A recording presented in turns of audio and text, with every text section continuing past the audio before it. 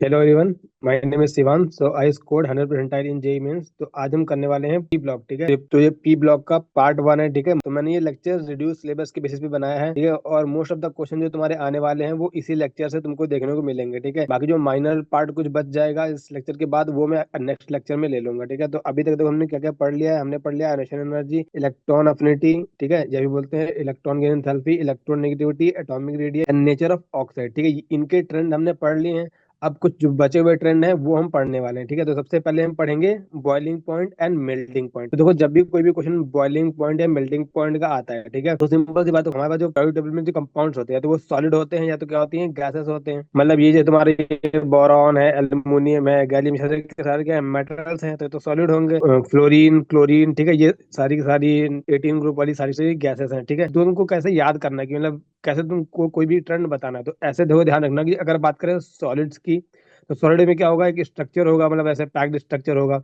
तो उसमें एटम जितना बड़ा होता जाएगा, जितना साइज उसका इंक्रीज होता जाएगा, वैसे वैसे उसका बॉइलिंग पॉइंट या मेल्टिंग पॉइंट डिक्रीज करता जाएगा। ठीक है, डिक्रीज डाउन द ग्रुप, इसलिए मैंने लिख रखा है। वही अगर बात करें गैसेस में, तो मतलब जिनमें जिन जिन ग्रुप्स में गैस आती है सबसे ऊपर, ठीक है, तो ये तरीका है याद करने का, ऐसा कोई मतलब कोई रूल नहीं है। ठीक है, तो गैसेस, तो गैसेस किस में आती है, 15 ग्रुप में आता है। तुम्हारा पहला एलिमेंट नाइट्रोजन होता है, यहाँ पे ऑक्सीजन गैस होती है, यहाँ पे फ्लोरीन, यहाँ पे तो सारी गैसेस ही होती है। ठीक है, जिनमें गैसेस की बात करें तो वहाँ क्या होगा, तो वहाँ लगते हैं वंडरवॉल फोर्सेस। वंडरवॉल फोर्सेस क्या होते हैं, वीक फोर्सेस होते हैं। तो वंडरवॉल फोर्स का तो ये होता है ना कि जैसे जैसे साइज इंक्रीज होता है वैसे वैसे वंडरवॉल फोर्सेस इंक्रीज होते हैं। जैसे साइज इंक्रीज होता है वैसे वैसे वंडरवॉल फोर्सेस क्या करते हैं, इंक्रीज होते हैं। इसलिए तुम्हारा गैसेस की बात करेंगे तो डाउन द ग्रुप जाओगे तो तुम देखोगे melting point and boiling point increase करता है। अब देखो ये टेबल ऑब्जर्व करो। ठीक है, तो यहाँ देखो तुम्हारे क्या होंगे, ये मेटल्स होंगे, सॉलिड होंगे। यहाँ डाउन द ग्रुप जाओगे तो वो डिक्रीज करेगा, यहाँ डाउन द ग्रुप जाओगे तो डिक्रीज करेगा। ठीक है, नॉर्मल ट्रेंड है। बॉइलिंग पॉइंट में यहाँ पे भी कोई भी एक्सेप्शन नहीं होता है। ठीक, वही अगर बात करें ग्रुप नंबर 15 की, ठीक है, तो यहाँ तुम्हारे क्या होती है, गैसेस होती हैं। तो यहाँ डाउन द ग्रुप जाओगे तो इंक्रीज कर रहा है। ठीक, और एंड में जाके तो तुमको पता है बिस्मथ क्या होता है, मेटल होता है यार। ये तुम्हारे मेटलाइट होते हैं, तो ये क्या होता है, मेटल होता है। मेटल मतलब सॉलिड हो जाएगा यहाँ पे, तो यहाँ पे फिर से इसलिए क्या कर जाएगा, डिक्रीज कर जाएगा। सिमिलरली तुम यहाँ पे देखोगे पहले करेगा इंक्रीज, लास्ट में एंड में आके देखो ये तुम्हारे क्या होता है, नॉन मेटल है। सल्फर तुम्हारा नॉन मेटल है, ये तुम्हारे मेटलॉइड से, मेटलॉइड के बाद तुम्हारा ये मेटल है। ठीक है, यहाँ भी देखो फिर से क्या जाएगा, डिक्रीज जाएगा, क्योंकि यहाँ पे क्या है, सॉलिड आ गया। तो ऐसे तुमको क्या करना है, याद करना है। अब आते हैं ग्रुप नंबर 17, ग्रुप नंबर 18 में। तो यहाँ डाउन द ग्रुप जाओगे तो कोई भी दिक्कत नहीं है, डाउन द ग्रुप क्या करेगा, इंक्रीज ही करेगा। तुम्हारा पीआईक्यू तुमको देखने को मिलेगा ग्रुप नंबर 18 में, क्योंकि प्रॉपर लॉजिकल है। यहाँ पे तुम्हारी सारी गैसेस होती हैं, गैसेस में लगता है वंडरवॉल फोर्स। वंडरवॉल फोर्स तुम्हारा साइज के साथ इंक्रीज करता है। तो यहाँ डाउन द ग्रुप क्या करेगा, मेल्टिंग पॉइंट हो या बॉइलिंग पॉइंट हो, इंक्रीज करेगा। इसमें कोई भी एक्सेप्शन नहीं है। यहाँ पे मोस्ट प्रोबेबली तुमको पीआईक्यू इसलिए देखने को मिलता है, इस पे 2-3 बार पीआईक्यू पूछा भी गया। ठीक है, और देखो तुमको क्या इंपॉर्टेंट है, और तुमको ध्यान रखना कि जो बोरॉन होता है उसका melting point and boiling point बहुत ज्यादा हाई होता है ड्यू टू इस क्रिस्टलाइन लैटिस। ठीक है, ये एनसीईआरटी में लाइन दी गई, इस पे 3 से 4 बार क्वेश्चन, सेम क्वेश्चन ये बात बार बार पूछा गया। ठीक है, तो यहाँ पे मोस्ट इंपॉर्टेंट है तुम्हारा ग्रुप 18 और ग्रुप 17 के boiling points and melting points. और तुम्हारा यहाँ पे ग्रुप नंबर 13 का तुम्हारा बोरॉन का ज्यादा होता है, यहाँ पे सबसे ज्यादा इंपॉर्टेंट ये है। ठीक है, उसका तुम ये भी हल्का सा ध्यान में रखना। ठीक है, क्योंकि सिंपल है, देखो कोई आराम से लॉजिक बना सकते हो, तो जो इतना ज्यादा कोई रटना नहीं पड़ रहा है, इनको भी रखना। मे भी यहाँ पे क्वेश्चन पूछा जा सकता है। तो देखो मैंने वही से समराइज कर दिया कि देखो ग्रुप नंबर 13 और 14 की बात करें, ठीक है, तो वहाँ पे सॉलिड्स होते हैं, सॉलिड में होते हैं मेटेलिक बॉन्ड्स। ठीक है, मेटल होते हैं, मेटेलिक बॉन्ड होंगे। डाउन द ग्रुप जाओगे तो बॉइलिंग पॉइंट क्या करेगा, डिक्रीज करेगा। वही बात करें अगर हम जाते हैं ग्रुप नंबर 15-16 में, तो वहाँ पहले ऊपर गैसेस होती है, नीचे जाके सॉलिड मिलना शुरू करते हैं। ठीक है, इसलिए पहले डाउन द ग्रुप इंक्रीज करेगा, लास्ट में जाके डिक्रीज कर जाता है। वही अगर 17 और 18 ग्रुप की बात करें तो वहाँ मोस्टली गैसेस होती हैं, तो डाउन द ग्रुप क्या करेगा, इंक्रीज करेगा। कोई भी एक्सेप्शन इसमें नहीं होता है। ये क्या होता है, मोस्ट इंपोर्टेंट है, इस पे पेपर तुमको देखने को मिल सकता है किसी ना किसी शिफ्ट में। आगे मैंने वही लिख रखा जो मैंने तुमको एक्सप्लेनेशन ऊपर दिया कि लार्ज साइज होंगे, ठीक है, तो वीक मेटेलिक बॉन्ड बनते हैं, ये मतलब रूल है। ठीक है, लार्ज साइज होते हैं तो मेटेलिक बॉन्ड क्या होते हैं, वीक होते हैं, और लार्ज साइज होते हैं तो वंडरवॉल फोर्सेस या लंदन फोर्सेस या फिर बोलते हैं इनको डिस्पर्जन फोर्सेस, वो क्या होते हैं, स्ट्रॉन्ग होते हैं। जितना लार्ज साइज होगा उतना ही वो स्ट्रॉन्ग बनते हैं। अब बात करें melting and boiling point of hydride. ठीक है, तो तुम्हारे हर ग्रुप नंबर 15, 16, 17 इनके हाइड्राइड दिए हैं, उनकी मेल्टिंग एंड बॉइलिंग पॉइंट तुम्हारे टेबल में दिए हैं। तो सबके मेल्टिंग एंड बॉइलिंग पॉइंट मैंने एक पास लिख दिए हैं। ठीक है, इसमें तुमको ध्यान ये रखना, यहाँ पे क्या है, हाइड्राइड है, हाइड्रोजन है, तो यहाँ पे पॉसिबिलिटी है कि हाइड्रोजन बॉन्डिंग हो सकती है। तो तुमको पता होना चाहिए हाइड्रोजन बॉन्डिंग किसके किसके वजह होती है। मान लो तुम्हारा एलिमेंट है ये एक्स, ठीक है, इसका लोन पेयर होगा ये हाइड्रोजन है, और मान लो ये अटैच है किसी एलिमेंट वाई से, तो एक्स है तुम्हारा तुम्हारा नाइट्रोजन हो सकता है, ऑक्सीजन हो सकता है, फ्लोरीन हो सकता है और क्लोरीन हो सकता है। तो ज्यादा इलेक्ट्रोनेगेटिव एलिमेंट होते हैं वो वाले, ठीक है। और तुम्हारा जो यहाँ पे ये H के साथ में जो Y लगा है, ये तुम्हारा क्या हो सकता है, ये तुम्हारा नाइट्रोजन हो सकता है, ऑक्सीजन हो सकता है, फ्लोरीन हो सकता है। उसके अलावा तुम्हारा CCl3 हो सकता है, CF3 हो सकता है और तुम्हारा sp हाइब्रिडाइज कार्बन हो सकता है, ठीक है, यानी C ट्रिपल बॉन्ड CH है, ठीक है। तो यहाँ पे हाइड्रोजन बॉन्डिंग हो जाती है, ये पॉसिबिलिटी हाइड्रोजन बॉन्डिंग की। तो यहाँ पे तुम्हारे हाइड्राइड्स होंगे, ठीक है। यहाँ पे NH3 है तो यहाँ पे हाइड्रोजन बॉन्डिंग पॉसिबल है। तो NH3 है, इसका लोन पेयर है, और दूसरा NH3 मॉलिक्यूल उसका हाइड्रोजन है, तो इसके बीच में हाइड्रोजन बॉन्डिंग हो सकती है। सिमिलरली तुम्हारा ऑक्सीजन में हाइड्रोजन बॉन्डिंग हो सकती है, सिमिलरली तुम्हारा फ्लोरीन भी हाइड्रोजन बॉन्डिंग कर सकता है, ठीक है? और हाइड्रोजन तो सब में है ही, उनके बगल में भी सेम एलिमेंट है, तो नाइट्रोजन है, चाहे हाइड्रोजन, ऑक्सीजन, हाइड्रोजन, तीनों में हाइड्रोजन बॉन्डिंग पॉसिबल है, ठीक है। तो बस हाइड्रोजन बॉन्डिंग की वजह से जो तुम्हारा पेयर नंबर 2 और पेयर नंबर 3 वाले हाइड्रास में थोड़ा सा चेंज आएगा। बाकी ऊपर जो हम करते हैं कि तुम्हारे डाउन द ग्रुप जाते हैं, ग्रुप नंबर 15 में, 16 में, 17 में, 18 में, उसमें क्या होता है, down the group melting point and boiling point increase करता है। तो यहाँ भी तुमको क्या मिलेगा, इंक्रीज ही देखने को मिलेगा, ठीक। बस दिक्कत कहाँ पे आएगी, तुम्हारे इन दो में, ठीक है। सिमिलरली तुम्हारे यहाँ इन दो में, सिमिलरली तुम्हारे यहाँ पे इन दोनों में। तो दो तुम ध्यान से देखोगे तो तुम्हारा बॉइलिंग पॉइंट यहाँ पे डिक्रीज करेगा। पहले सब में देखो क्या बॉइलिंग पॉइंट हो या मेल्टिंग पॉइंट हो, तुमको कोई भी हाइड्राइड दे दे, उसका मेल्टिंग बॉइलिंग पॉइंट का ऑर्डर दे, तो जो पहला वाला होता है उसका मेल्टिंग पॉइंट बॉइलिंग पॉइंट उनका ज्यादा होगा as compare to the pair number 3 वाले, जैसे फास्फोरस हाइड्राइड या फिर हाइड्रोजन सल्फाइड, ठीक है, या फिर हाइड्रोक्लोरिक एसिड। क्यों? क्योंकि यहाँ पे होती है, इनमें होती है हाइड्रोजन बॉन्डिंग, और इनमें हाइड्रोजन बॉन्डिंग पॉसिबल नहीं है। वही मैंने लिखा है कि initially the decrease from the period 2 hydride to period 3 hydride due to the hydrogen bonding, reason भी याद रखना, रीजन होता है hydrogen bonding, then increase due to the increase in the van डबल फोर्सेस। उसके आगे फिर क्या करेगा, इंक्रीज ही करने वाला है, ठीक है। तो यहाँ डिक्रीज किया, फिर देखो क्या हुआ, इंक्रीज इंक्रीज इंक्रीज, ठीक है। सब में क्या होगा, आगे इंक्रीज करने वाला कोई भी एक्सेप्शन नहीं है। अब देखो PYQ में ना इस पे क्वेश्चन किया गया था, इन पे इनमें बॉइलिंग पॉइंट या मेल्टिंग पॉइंट में देखिए एक को पूछा गया था, मतलब सारे एलिमेंट दे दिए थे। अब तो यहाँ पे ऑब्जर्व करने वाली बात ये है ना कि यहाँ तुम्हारा इसका जो बॉइलिंग पॉइंट होता है ना, मेल्टिंग पॉइंट होता है, ये हाईएस्ट होता है। देखो 393 यहाँ पे डिक्रीज हुआ, यहाँ पे इंक्रीज होना शुरू किया, इंक्रीज होना शुरू किया, बट ये तब भी इंक्रीज इतना नहीं कर पाया कि इसको क्रॉस कर सके, ठीक है। इसलिए ये तुम इनके ये कहेंगे लास्ट में आएंगे, ये बात बहुत अच्छे से ध्यान रखना, ये तुम्हारा PYQ में पूछा गया है। और तुम्हारे लास्ट में कौन कौन से जो ग्रुप नंबर 15 है उसके मेल्टिंग पॉइंट का ऑर्डर यहाँ पे देखो ये लास्ट में जाएगा। और सिमिलरली देखो यहाँ पे तुम HF वाला ऑर्डर है, यहाँ पे तुम्हारा ये जो इसका बॉइलिंग पॉइंट का ऑर्डर देखो 293, ये कहाँ जाएगा, एकदम लास्ट में जाएगा। अगर यहाँ पे देखोगे 190 तो ये यहाँ पे आएगा, ठीक है, ये लास्ट में नहीं आता है। सिमिलरली तुम्हारा इसका बॉइलिंग पॉइंट देखोगे, ध्यान से देखोगे तो कहाँ जाएगा, यहाँ पे आएगा।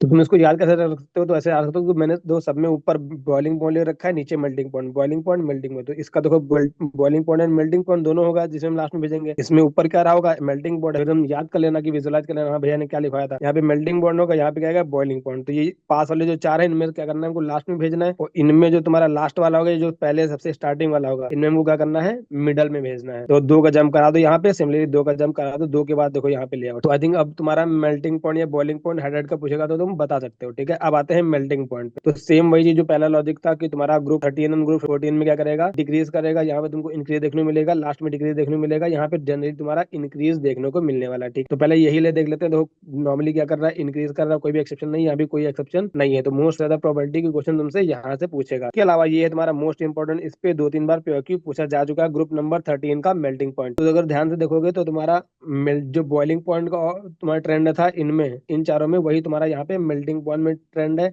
बट यहाँ पे एक चीज थोड़ा अलग है, यहाँ पे तुम्हारा यहाँ तक इंक्रीज किया आर्सेनिक तक, वहां पे तुम्हारा SB तक इंक्रीज था, ठीक है। तो इस बात को हल्का तो ध्यान रखना। तो ग्रुप नंबर 13 में देखो इंपॉर्टेंट क्या है, पहली बात तो ये तुमको पता है कि बोरॉन का melting point and boiling point ज्यादा होता है। और दूसरी बात तुमको बहुत ज्यादा इंपॉर्टेंट ध्यान रखनी है कि इसमें, तो दूसरी बात तुमको बहुत इंपॉर्टेंट ध्यान रखनी है कि मिनिमम मेल्टिंग पॉइंट किसका होता है, तो वो गैलियम का होता है। इस पे भी PYQ तुम्हारा 2 से 3 बार पूछा गया, ठीक है। और तुम्हारे NCERT में लैंग्वेज के फॉर्म में भी लिखा है कि गैलियम का मेल्टिंग पॉइंट बहुत ज्यादा कम होता है, ठीक है। ये तुम्हारा P ब्लॉक में भी दिया है, तुम्हारा पीरियोडिक टेबल में भी दिया है, ठीक है। और इनका बॉइलिंग पॉइंट बहुत ज्यादा होता है, इसीलिए इनको हम इन द थर्मोमीटर यूज करते हैं। ये भी क्वेश्चन बार बार पूछा गया था, अप्रॉक्स में 5-6 बार इस सेम चीज पे क्वेश्चन पूछा गया है कि गैलियम का जो मेल्टिंग पॉइंट कम होता है इस पे, ठीक है। और अब दो ट्रेंड अगर देखोगे तो यहाँ देखो, पहले तुमको देखने को मिलेगा डिक्रीज, ठीक है। तो नॉर्मल जो डिक्रीज मैंने बताया कि स्टार्टिंग में डिक्रीज होता है, बाद में तुम देखोगे यहाँ पे हो रहा है इंक्रीज, ठीक है। ओवरऑल ऑर्डर भी तुमको इसका पता होना चाहिए। तो ध्यान से देखो, अगर ये तुम्हारा यहाँ तक सेम रहेगा, उसके बाद इसको क्या कर दो, यहाँ से तुम क्या कर दो, इसको फ्लिप कर दो, ठीक है। गैलियम से इनको क्या कर दो, फ्लिप कर दो। यानी पहले बोरॉन लिखो, देन तुम्हारा एल्यूमिनियम आएगा, देन लास्ट से लिखना शुरू करो, देन टेल्यूरम आएगा, देन तुम्हारा इंडियम आएगा, सबसे कम तुम्हारा क्या आएगा, गैलियम आएगा। पर तुमको क्या करना है, दो को सेम रखना है, उसके बाद इनको क्या करना है, रिवर्स उल्टा कर देना। सिमिलरली अगर देखोगे तुम यहाँ पे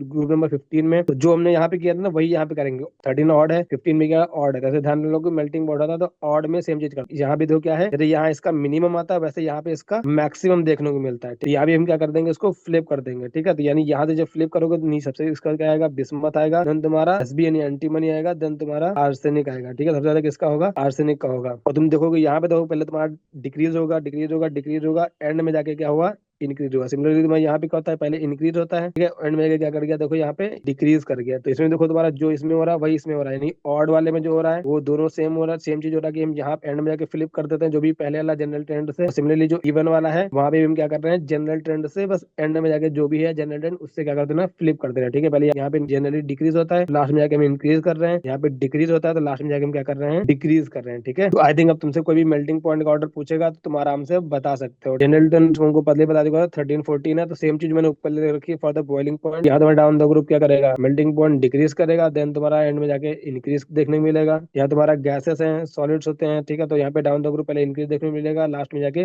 डिक्रीज हो जाएगा। सिमिलरली यहाँ पे डाउन द ग्रुप क्या करेगा, इंक्रीज करने वाला, क्योंकि वन डे वॉल फोर्सेस लगते हैं, ठीक है। इनमें तो ग्रुप नंबर 17 18 में कोई भी एक्सेप्शन नहीं होता। डाउन द ग्रुप जाने पे चाहे मेल्टिंग पॉइंट हो चाहे बॉइलिंग पॉइंट हो, इंक्रीज ही होता है। ये बात बहुत अच्छे ध्यान रखना। ग्रुप 18 दो से तीन बार क्वेश्चन पूछा जा चुका है, ठीक है, पीआईक्यू इसका है। और ग्रुप 13 का मेल्टिंग पॉइंट का ऑर्डर सबसे ज्यादा इंपॉर्टेंट है। और देखो मैंने यहाँ पे ट्रिपल स्टार बना के एक चीज लिख रखी कि तुम गैलियम को ऑब्जर्व करोगे, ठीक है, तो इसका कितना है, 303 केल्विन है। और हाँ, ये सारे टेम्परेचर केल्विन में दिए हैं, ये सारे टेम्परेचर किसमें दिए हैं, केल्विन में। 303 है। अगर तुम इनको छोड़ दो तो ये तो तुमको पता है नाइट्रोजन गैस होती है, वैसे भी मेल्टिंग पॉइंट कम ही होगा सॉलिड से, ठीक है। ये भी तुम्हारी गैस होती है, ठीक है, ये भी तुम्हारी क्या होती है, गैस होती है। तो अगर इनको छोड़ दो और ये तो तुम्हारी गैस होती है तो इनको भी छोड़ ही दो। इसके अलावा गैलियम का सबसे क्या है, मेल्टिंग पॉइंट कमी है। लिख रखा है its high boiling point and low melting point make it useful to make thermometer, ठीक है। ये बात बहुत अच्छे ध्यान रखना। ये बोलेगा कि मेजरिंग द हाई टेम्परेचर, ठीक है। तो ये तुम्हारा पीआईक्यू में क्वेश्चन तुमको देखने को मिलेगा। ये तुम्हारा आगे लिखा है melting point and boiling the boron is high, ठीक है। ये बहुत इंपॉर्टेंट पॉइंट है कि मेल्टिंग पॉइंट ऑफ बोरॉन क्या होता है, बॉइलिंग पॉइंट क्या होता है, हाई होता है। उसका रीजन ध्यान रखना क्या होता है, स्ट्रॉन्ग क्रिस्टलाइन लैटिस। एनसीईआरटी की लाइंस हैं, इस पे तुमको क्वेश्चन देखने को मिलेगा। स्ट्रॉन्ग और क्रिस्टलाइन लैटिस है, तो जिसका लैटिस स्ट्रॉन्ग होता है उनकी लैटिस एनर्जी क्या होती है, हाई होती है। सिंपल सी चीज है, ठीक है। अगला देखो, ये तुमको पीआईक्यू देखने को मिलेगा कि melting point and boiling point of noble gases is low, ठीक है। तो अगर ध्यान से देखोगे ना, इनके मेल्टिंग पॉइंट बॉइलिंग पॉइंट क्या है, इन सभी से क्या है, बहुत ज्यादा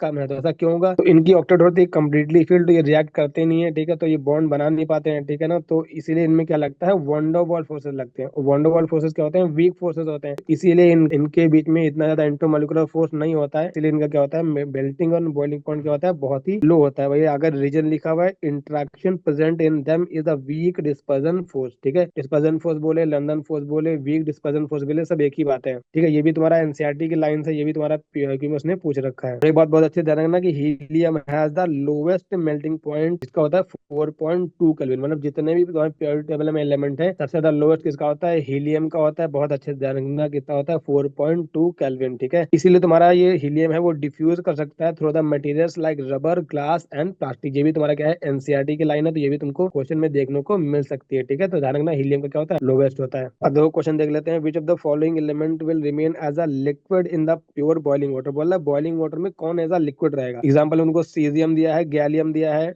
लिथियम दिया है, ब्रोमीन दिया है। अब तुमको पता है गैलियम, इसलिए मैंने याद करा था, गैलियम तुम्हारा क्या है, मोस्ट इंपोर्टेंट, तुमको याद ही होना चाहिए। कितना होता है, 303 केल्विन, यानी कितना हो गया, अप्रोक्सीमेट 30 डिग्री सेल्सियस। और 30 डिग्री सेल्सियस मतलब क्या, ये मेल्ट कर चुका होगा उस टेम्परेचर पे, ठीक है, लिक्विड फॉर्म में होगा, ठीक है। बॉयल बहुत ज्यादा टेम्परेचर पे होता है, ठीक है, बॉइलिंग पॉइंट अप्रोक्सीमेट 2600 के आसपास होता है। तो ये तुम्हारा क्या होगा, in the form of liquid होगा, मतलब बॉइलिंग वाटर, मतलब 100 डिग्री सेल्सियस वाटर है, तुम्हारा क्या होगा, लिक्विड फॉर्म में होगा, यानी गैलियम क्या था, इसका आंसर था, ठीक है। देखो सीजियम का भी 302 केल्विन होता है। पीरियोडिक टेबल में लाइन लिखी हुई है कि सीजियम एंड गैलियम का मेल्टिंग पॉइंट बहुत ज्यादा कम होता है, इसका 302 केल्विन होता है, इसका 303 केल्विन होता है। बट यहाँ पे तुम्हारा क्या होगा, ये वाटर से क्या जाएगा, रिएक्ट, ठीक है। अगर इन दोनों में अब तुमको कंफ्यूजन हो गया ना, दोनों ऐसे कुछ ऑप्शन दे दिए, तो ऐसे जगह पे थोड़ा और भी तुमको सोचना पड़ेगा। तो अब यहाँ पे सीजियम क्या होगा, सीजियम तुम्हारा वाटर से रिएक्ट कर जाएगा। उसने बोला था remain in the liquid inside the pure boiling water, liquid के फॉर्म में रहेगा, तो वो क्या कर जाएगा, हाइड्रोक्साइड बना लेगा, ठीक। तो सीजियम रिएक्ट करके हाइड्रोक्साइड बना लेगा, इसलिए यहाँ पे सीजियम इसका आंसर नहीं था, गैलियम क्या था, मोस्ट अप्रोप्रिएट इसका आंसर है। तो अगला क्वेश्चन था, metal generally melt at very high temperature among the following metal with the highest melting point. अब ऑप्शन देखो, मरकरी है, सिल्वर है, गैलियम है, सीजियम है, ठीक है। तो गैलियम सीजियम का उसने एनसीईआरटी में पीरियोडिक टेबल में लिख रखा है। इसका गैलियम का 303 केल्विन होता है, इसका 302 केल्विन होता है, मतलब मतलब बहुत ही कम होता है, 30 डिग्री सेल्सियस पे अप्रॉक्स में मेल्ट कर जाएंगे। ठीक है, मरकरी तुम्हारा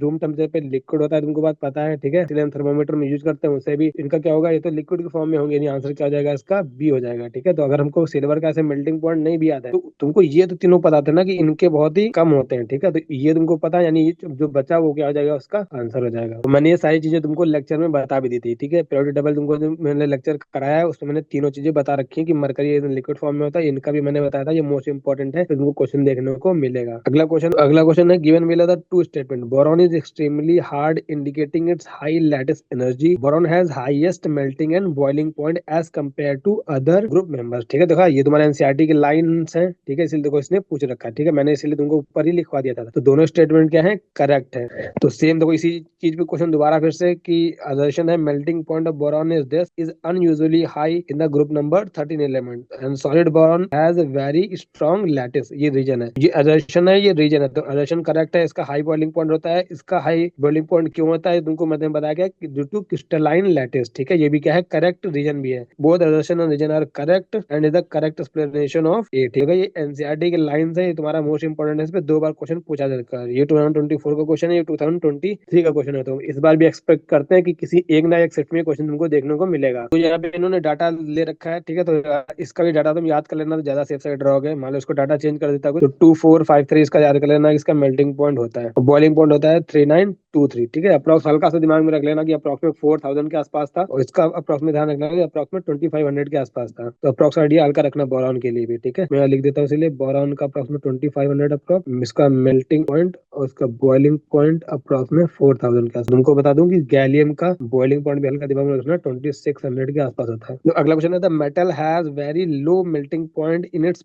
पीरियोडिक पोजीशन। ठीक है, क्लोजर टू द मेटोलाइट। बता इसमें से पता पूछ रहा कि किसका मेल्टिंग पॉइंट क्या होगा, लोवेस्ट होगा। ठीक है, तो गैलियम क्या होगा, इसका आंसर होगा। तुमको मैं पहले बता चुका हूँ, गैलियम का मेल्टिंग पॉइंट सिर्फ nitrogen gas, oxygen gas and fluorine gas को छोड़ दो, तो group 13, group 14, group 15, group 16, group 17, इनके सभी एलिमेंट से इसका मेल्टिंग पॉइंट क्या होता है, कमी होता है। बात बहुत अच्छे से ध्यान रखना, घुमा फिरा के हर साल तुमको इस पे क्वेश्चन देखने को मिल रहा है। ठीक है, अगला क्वेश्चन है, noble gases have very high boiling point. Noble gases are monatomic gases, they are held together by the strong dispersion force, because of this they liquefy at very low temperature, hence they have high boiling point. तो starting में सही लिखा है कि इनका monoatomic gases होती है, सही बात है, क्योंकि रिएक्शन ये नहीं करती, क्योंकि ये कहते हैं स्टेबल होते हैं, और ये held together by the dispersion force, इनके बीच में डिस्पर्जन फोर्स लिखा है, लगता है ये भी सही लिखा है, पर इसकी वजह से लिक्विफाई कर जाती है, तो ऐसा नहीं है। डिस्पर्जन फोर्स क्या होते हैं, वीक फोर्सेस होते हैं। ठीक है, वो स्ट्रॉन्ग नहीं होते हैं, ये क्या तुम्हारा फॉल्स स्टेटमेंट है। और ये भी ऊपर भी तुम्हारा कहते हैं noble gases high boiling point, तुमको पहले बता चुका हूँ कि नोबल गैसेस के क्या होते हैं, boiling point and melting point lowest होते हैं। ठीक है, ये भी क्या स्टेटमेंट फॉल्स है, दोनों स्टेटमेंट क्या थे, फॉल्स थे। Statement 1 and 2 both are false, इसका डी क्या होगा, आंसर होगा। अगला क्वेश्चन है, the boiling point of water is 373 kelvin, बताओ the boiling point of H2S क्या होगा। तो तुमको पता है वाटर में होगी हाइड्रोजन बॉन्डिंग, H2S में हाइड्रोजन बॉन्डिंग नहीं होगी। ठीक है, तो एक टाइप से तुम्हारा हाइड्राइड्स ऑफ ग्रुप 16 का क्वेश्चन बोल सकते हैं। तो इसका जो बॉइलिंग पॉइंट होगा इससे कम होने वाला है, यानी 373 से कम होने वाला है। तो इक्वल टू 373 हो नहीं सकता, मोर देन 373 हो नहीं सकता। ठीक है, और बोला greater than 300 but less than 373, तो ये भी तुम्हारा क्या है, गलत ऑप्शन है। एंड लेस देन 300, तो लेस देन 300 क्या होगा, इसका आंसर होगा। अब देखो यहाँ पे थोड़ा ऐसा क्वेश्चन पूछ दिया था कि यहाँ तुम यहाँ पे आके फंस जाओगे, तो हल्का तुमको इसलिए डाटा का आइडिया होना चाहिए, ये लोग ऐसे क्वेश्चन बनाते हैं। ठीक है, तो अगर तुम यहाँ से ध्यान से ऑब्जर्व करोगे तो अप्रॉक्स में 100 से ऊपर तो सब में ड्रॉप है। ठीक है, 100 से ज्यादा का ड्रॉप तुमको आराम से देखने को मिलेगा ड्यू टू हाइड्रोजन बॉन्डिंग, तो इस बात को इसलिए ध्यान रखना। अगला क्वेश्चन है, the HF has highest boiling point among the hydrogen halide because it has, तो क्या होगा इसका, हाइड्रोजन बॉन्डिंग होगा। ठीक है, because of strong hydrogen bonding, C क्या होगा, इसका आंसर होगा। तो ये ग्रुप नंबर 18 पे क्वेश्चन है। ठीक है, ये भी तुम्हारा पूछा है, विच of the following has highest boiling point. Option में तुम्हारा क्या है, सारे ग्रुप नंबर 18 के एलिमेंट पर। तुमको पता है पहले हीलियम होता है, देन तुम्हारा नियोन आता है, देन तुम्हारा क्रिप्टॉन आता है, देन तुम्हारा जेनॉन आता है। तो डाउन द ग्रुप जाओगे तो बॉइलिंग पॉइंट हो या मेल्टिंग पॉइंट हो इंक्रीज करेगा, क्योंकि वन डर वाल फोर्सेस इंक्रीज करेंगे, जेनॉन क्या होगा, इसका आंसर होगा। अगला क्वेश्चन है, the correct order of melting point of hydrides. Group number 16 element के हाइड्राइड का ऑर्डर पूछा उसने, वो ऐसे दिया तुमको, मैंने क्या दिया था, 16 में तुम्हारा जो बॉइलिंग पॉइंट हो मेल्टिंग पॉइंट हो इसका हाई हाईएस्ट हो जाता है, जो तुम्हारा वाटर होता है उसका बॉइलिंग पॉइंट मेल्टिंग पॉइंट क्या होता है, हाईएस्ट होता है, उसको हम क्या भेज देते हैं लास्ट में। और ग्रुप नंबर 15 है, उसके जहाँ पे मेल्टिंग पॉइंट लिखा था इसलिए मेल्टिंग पॉइंट को लास्ट में देते हैं, यहाँ पे बॉइलिंग पॉइंट होता है इसको बॉइलिंग पॉइंट को लास्ट में भेज देते हैं, यहाँ पे 2 का जम कराते हैं। ठीक है, तो ऐसे ये बात को ध्यान रखना, हाइड्राइड्स का मेल्टिंग एंड बॉइलिंग पॉइंट। तुम्हारा ए क्या है, इसका आंसर होगा हाईएस्ट किसका होगा, वाटर का, यहाँ क्या आएगा इंक्रीज देखने को मिलेगा। अब देखो कुछ और बहुत ज्यादा इंपॉर्टेंट ट्रेंड्स हैं, ठीक है, जो तुमको पता होने चाहिए। तो पहला ट्रेंड आते हैं डेंसिटी का। ठीक है, तो हर एक चैप्टर में जो तुम्हारा टेबल बना हुआ है ना, ग्रुप नंबर 13 14 15 16 17, ठीक है, उसमें डेंसिटी की डाटा दिया हुआ है। तो तुम ध्यान से देखोगे डेंसिटी क्या करती है, ऑलवेज इंक्रीज करती है डाउन तक जाने पे। इस बात को ध्यान रखना, ठीक है। अभी तक इस पे कोई भी क्वेश्चन नहीं आया है, बट ये एक जनरल ट्रेंड है, तो चांसेस कम है पूछने के, बाद तुमको पता होना चाहिए। मतलब पूछ लिया, तुम सोचो कि यार ये इसका क्या होगा, तो क्या करता है डेंसिटी डाउन तक जाओगे तो क्या करता है, इंक्रीज ही करता है। ठीक है, एक्सेप्शन इसका एक है कि कार्बन का डेंसिटी ज्यादा होता है एज कम्पेयर टू सिलिकॉन। क्योंकि कार्बन क्या होता है, डायमंड तुमको पता है one of the hardest substance है, तो डायमंड की वजह से कार्बन की डेंसिटी ज्यादा होगी एज कम्पेयर टू सिलिकॉन। उसके बाद तुम्हारा जो जनरल ट्रेंड है डाउन तक जाओगे तो डेंसिटी इंक्रीज करेगी, बहुत अच्छे से ध्यान रखना। अगर तुम ग्रुप नंबर 13 देखोगे तो तुम्हारा ई नॉट की वैल्यू दी है +3 से 0 में जाने की और +1 से 0 में जाने की। तो तुमको पता है इनर्ट पेयर इफेक्ट, तुमको पीरियोडिक टेबल के लेक्चर नंबर 5 में इनर्ट पेयर इफेक्ट बताया है कि तुम्हारी जो हायर ऑक्सीडेशन स्टेट होती है उनकी स्टेबिलिटी डिक्रीज करती है, लोअर ऑक्सीडेशन स्टेट जो माइनस 2 करके आएगी उसकी स्टेबिलिटी इंक्रीज करती है। तो ये ग्रुप नंबर 13 की टेबल में दिया हुआ है। ग्रुप नंबर 13 की हाईएस्ट स्टेबल स्टेट कौन सी थी, +3, तो +3 की स्टेबिलिटी डाउन ग्रुप डिक्रीज करेगी, +1 की इंक्रीज करेगी। इसलिए तुम ध्यान से देखोगे तो इसने लिखा है ई नॉट। ई नॉट क्या होता है, रिडक्शन पोटेंशियल। ठीक है, M3+ से इसमें M में जाने की। तो तुमको पता है डाउन द ग्रुप स्टेबिलिटी क्या करती है, डिक्रीज करती है +3 की। जो नीचे वाले एलिमेंट होंगे वो +3 से नीचे वाली ऑक्सीडेशन स्टेट में जाना चाहेंगे, क्योंकि +3 की स्टेबिलिटी क्या कर रही है, डिक्रीज करनी है। यानी ये जो प्रोसेस है M3+ से M में जाने की, इसकी पॉसिबिलिटी नीचे आने पे बढ़ जाएगी। देखो ये, और ये है क्या, रिडक्शन है, रिडक्शन होने की पॉसिबिलिटी क्या हो जाएगी, बढ़ जाएगी। इसलिए तुम्हारा देखो रिडक्शन पोटेंशियल क्या कर रहा है, इंक्रीज कर रहा है। ठीक है, कोई एक्सेप्शन नहीं है इसमें। फिर देखो यहाँ पे ई नॉट है, M+1 है, तुमको पता है +1 की स्टेबिलिटी जो ऊपर वाले एलिमेंट्स होंगे उनमें लेस होगी, डाउन द ग्रुप जाओगे तो इंक्रीज करेगी। यानी डाउन द ग्रुप जाओगे +1 वाले क्या होंगे, ज्यादा स्टेबल होंगे। इसलिए डाउन द ग्रुप जितना जाओगे उतना ही तुम्हारी ये प्रोसेस होगी वो नहीं होना चाहेगी, वो अपोज करेगा। इसलिए देखो रिडक्शन पोटेंशियल क्या कर रहा है, यहाँ हाईएस्ट होता है, यहाँ से आगे जाओगे तो क्या करता है, डिक्रीज करता है। यानी एल्यूमिनियम अगर +1 में होगा, +1 में नहीं रहना चाहेगा, ठीक, मगर वही थाइलियम अगर +1 में होगा तो वो +1 में ही रहना चाहेगा, अपोज नहीं करेगा। तो रिडक्शन पोटेंशियल क्या कर रहा है, डिक्रीज कर रहा है। ठीक, अब यहाँ पे भी देखो एक एक्सेप्शन है, ऐसे याद कर लो, गैलियम में क्या होता है, मेल्टिंग पॉइंट बहुत ही लोएस्ट होता है, इसलिए तुम्हारा ई नॉट है। ठीक है, ये तरीका मतलब हम अगर कोई भी चीज कंपेयर करके याद करते हैं तो याद रहती है। ठीक है, तो गैलियम का जाने के इसमें ये होता है, इनका क्या होता है, हाईएस्ट होता है। ठीक है, -0.79 in the acidic medium and 1.39 in the alkaline medium. यानी इनका रिडक्शन पोटेंशियल क्या है, हाईएस्ट है। यानी गैलियम तुम्हारा +1 में रहना चाहेगा। ठीक है, तो इस पे भी अभी तक क्वेश्चन नहीं है, ठीक है, बट पूछा जा सकता है, ये भी उतना इंपॉर्टेंट नहीं है। अब आते हैं इनर्ट पेयर इफेक्ट। तो तुमको मैंने पहले बता दिया, जैसे तुम्हारा +3 की स्टेबिलिटी क्या करेगी, डिक्रीज करेगी डाउन द ग्रुप। ठीक है, इसलिए तुम्हारा ई नॉट करता है increase, because become more positive. ठीक है, ई नॉट की वैल्यू इसलिए क्या हो जाएगी, ज्यादा पॉजिटिव। ई नॉट का रिडक्शन पोटेंशियल, रिडक्शन पोटेंशियल जितना पॉजिटिव होता है मतलब उसका रिडक्शन होने के चांसेस उतना ही ज्यादा होते हैं। ठीक है, जितना नेगेटिव होता है उतना तुम्हारा क्या होता है, ऑक्सीडेशन की टेंडेंसी ज्यादा होती है देन द रिडक्शन। देखा कि +1 की स्टेबिलिटी इंक्रीज करती है अलॉन्ग द ग्रुप, इसलिए ई नॉट क्या करता है, डिक्रीज करता है, बिकम मोर नेगेटिव। आगे लिखा है सिमिलरली फॉर +2 +4 +5 +3 +6 +4। तो इनर्ट पेयर इफेक्ट और ग्रुप नंबर 13 14 15 16 सब में लगता है, जिनकी जो हाईएस्ट ऑक्सीडेशन स्टेट होगी, जैसे तुम्हारा ग्रुप नंबर 13 की +3 वाली, ग्रुप नंबर 14 की +4 वाली, ग्रुप 15 की 5+ वाली, ग्रुप नंबर 16 की +6 वाली, इनकी स्टेबिलिटी डाउन द ग्रुप जाओगे तो डिक्रीज करेगी। वही इनका -2 कर दो, +2 for the group 14 +3 for the group 15 and +4 for the group 16, तो इनकी स्टेबिलिटी क्या करेगी, डाउन द ग्रुप इंक्रीज करेगी। ठीक है, तो जो stability of the lower oxidation state वाला है का हम और भी कई ऐसे ऑर्डर्स हैं जिनको एक्सप्लेन करते हैं उससे। जैसे कि तुमसे पूछा कि GeX2 है एंड GeX4 है, तो मैंने यहाँ लिख रखा था GeX4 is more stable then GeX2, PbX2 is more stable then PbX4। ठीक है, लेड यहाँ पे क्या है, हमारा सबसे लोएस्ट एलिमेंट होता है ग्रुप का। ठीक है, ग्रुप नंबर 14 का, तो तुम्हारा लेड क्या होगा, इसकी +2 ज्यादा स्टेबल होगी, इसलिए तुम्हारा PbX2 क्या है, more stable as compare to PbX4। वही तुम्हारा जर्मेनियम की बात करें तो जर्मेनियम का +4 ज्यादा स्टेबल होगी। क्या आता है, जर्मेनियम ऊपर आता है, देन तुम्हारा सन आता है, देन तुम्हारा लेड आता है। इनकी क्या होगी, +4 ज्यादा स्टेबल होगी, क्योंकि ऊपर क्या होता है +4 स्टेबल होता है, नीचे क्या होता है +2 स्टेबल होता है। ये तुम्हारे लाइन कहाँ की, ये एनसीईआरटी की लाइन है। ये भी तुम्हारी क्या है, एनसीईआरटी में एक लाइन लिखी हुई है, इस पे भी तुमको क्वेश्चन देखने को मिल सकता है। और एक चीज और एनसीईआरटी में दिया है, tellurium in the +3 oxidation state is a strong oxidising agent. क्यों, क्योंकि तो वो +3 में है, उसकी स्टेबल कौन सी होती है, +1 में होती है। यानी वो +3 से +1 में जाना चाहेगा। अब +3 से +1 में जाएगा नहीं, उसका क्या होगा, रिडक्शन होगा। अगर उसका खुद का जिसका रिडक्शन होता है वो क्या होता है, ऑक्सीडाइजिंग एजेंट होता है। इसलिए टेल्यूरियम इन द प्लस 3 क्या होता है, एक अच्छा ऑक्सीडाइजिंग एजेंट होता है। ये बात भी एनसीईआरटी में लिखी है, ये तुमको क्वेश्चन में एज अ सेंटेंस पूछ सकता है, ठीक है। अगर तुमको कंपाउंड मिल जाए TlI3, तो उसमें TlI3 में थैलियम जो होता है वो +1 में होता है और I3- होता है, ठीक है। I-1 नहीं होता है, I3- ये होता है, ठीक है। ये बात अच्छे से ध्यान रखना। अगला देखो रेजिस्टिविटी का ऑर्डर है, ठीक है, फॉर द ग्रुप नंबर 14, क्योंकि ये टेबल जो तुम्हें एनसीईआरटी में दी उसमें दिया है, इसलिए बता रहा हूँ, बाकी सबके लिए नहीं जानना है तुमको। पता है कार्बन क्या होता है, नॉन मेटल होता है, सिलिकॉन जर्मेनियम क्या होते हैं, मेटलॉइड होते हैं, फिर SnPb क्या होते हैं, मेटल होते हैं। यानी डाउन द ग्रुप जाओगे तो तुम्हारे इनकी इलेक्ट्रिकल कंडक्टिविटी इंक्रीज करने वाला है। तुमको वैसे भी पता है metallic character down the group जाने पे इंक्रीज करता है, यानी रेजिस्टिविटी क्या करने वाली है, डिक्रीज करने वाली है। इनकी ऑर्डर में होती है 10⁻14 to 10⁻16, ठीक है। और ये तुम्हारे क्या होंगे 10⁻−5 टॉक्स में ऑर्डर में, ये तुम्हारे क्या होंगे नंबर होंगे। ये बात हल्का सा इनको ध्यान रखना, ठीक है। तो डाउन द ग्रुप जाओगे तो रेजिस्टिविटी क्या करेगी, तो ये तुम्हारा इलेक्ट्रोकेमिस्ट्री में ये तुम्हारा हल्का डाटा दिया है, ठीक है, उसके बेसिस पे उसने क्वेश्चन पूछे हैं। मतलब कि तुमको पता होना चाहिए कि इंसुलेटर्स या नॉन मेटल्स की बात कर लें या फिर मेटल्स या फिर कंडक्टर्स की बात करें, तो इनका अप्रोक्सीमेट रेजिस्टिविटी या कंडक्टिविटी का डाटा अप्रोक्सीमेट कितना होता है, उसके बेसिस पे तुमको आइडेंटिफाई करना आना चाहिए कि मेटल है कि नॉन मेटल है। तो देखो कंडक्टर्स की बात करें या फिर बोले कि मेटल्स की बात करें, तो इनकी रेजिस्टिविटी देखोगे तो रेजिस्टिविटी नेगेटिव में ऑर्डर में होगी, तो -3 से -5। भाई अगर कंडक्टिविटी की बात करो तो रेजिस्टिविटी का जस्ट उल्टा कंडक्टिविटी हो जाता है, ठीक है। Conductivity equals to 1 resistivity. इसलिए तुम्हारे जब माइनस की पावर कर जाएंगे प्लस में कन्वर्ट हो जाएंगी, तो 10⁻3 to 10�5 इसकी क्या होगी, कंडक्टिविटी होती है मेटल्स की। अगर इंसुलेटर्स की बात करें, बोले कि नॉन मेटल्स की बात करें, इनका जो रेजिस्टिविटी होती है वो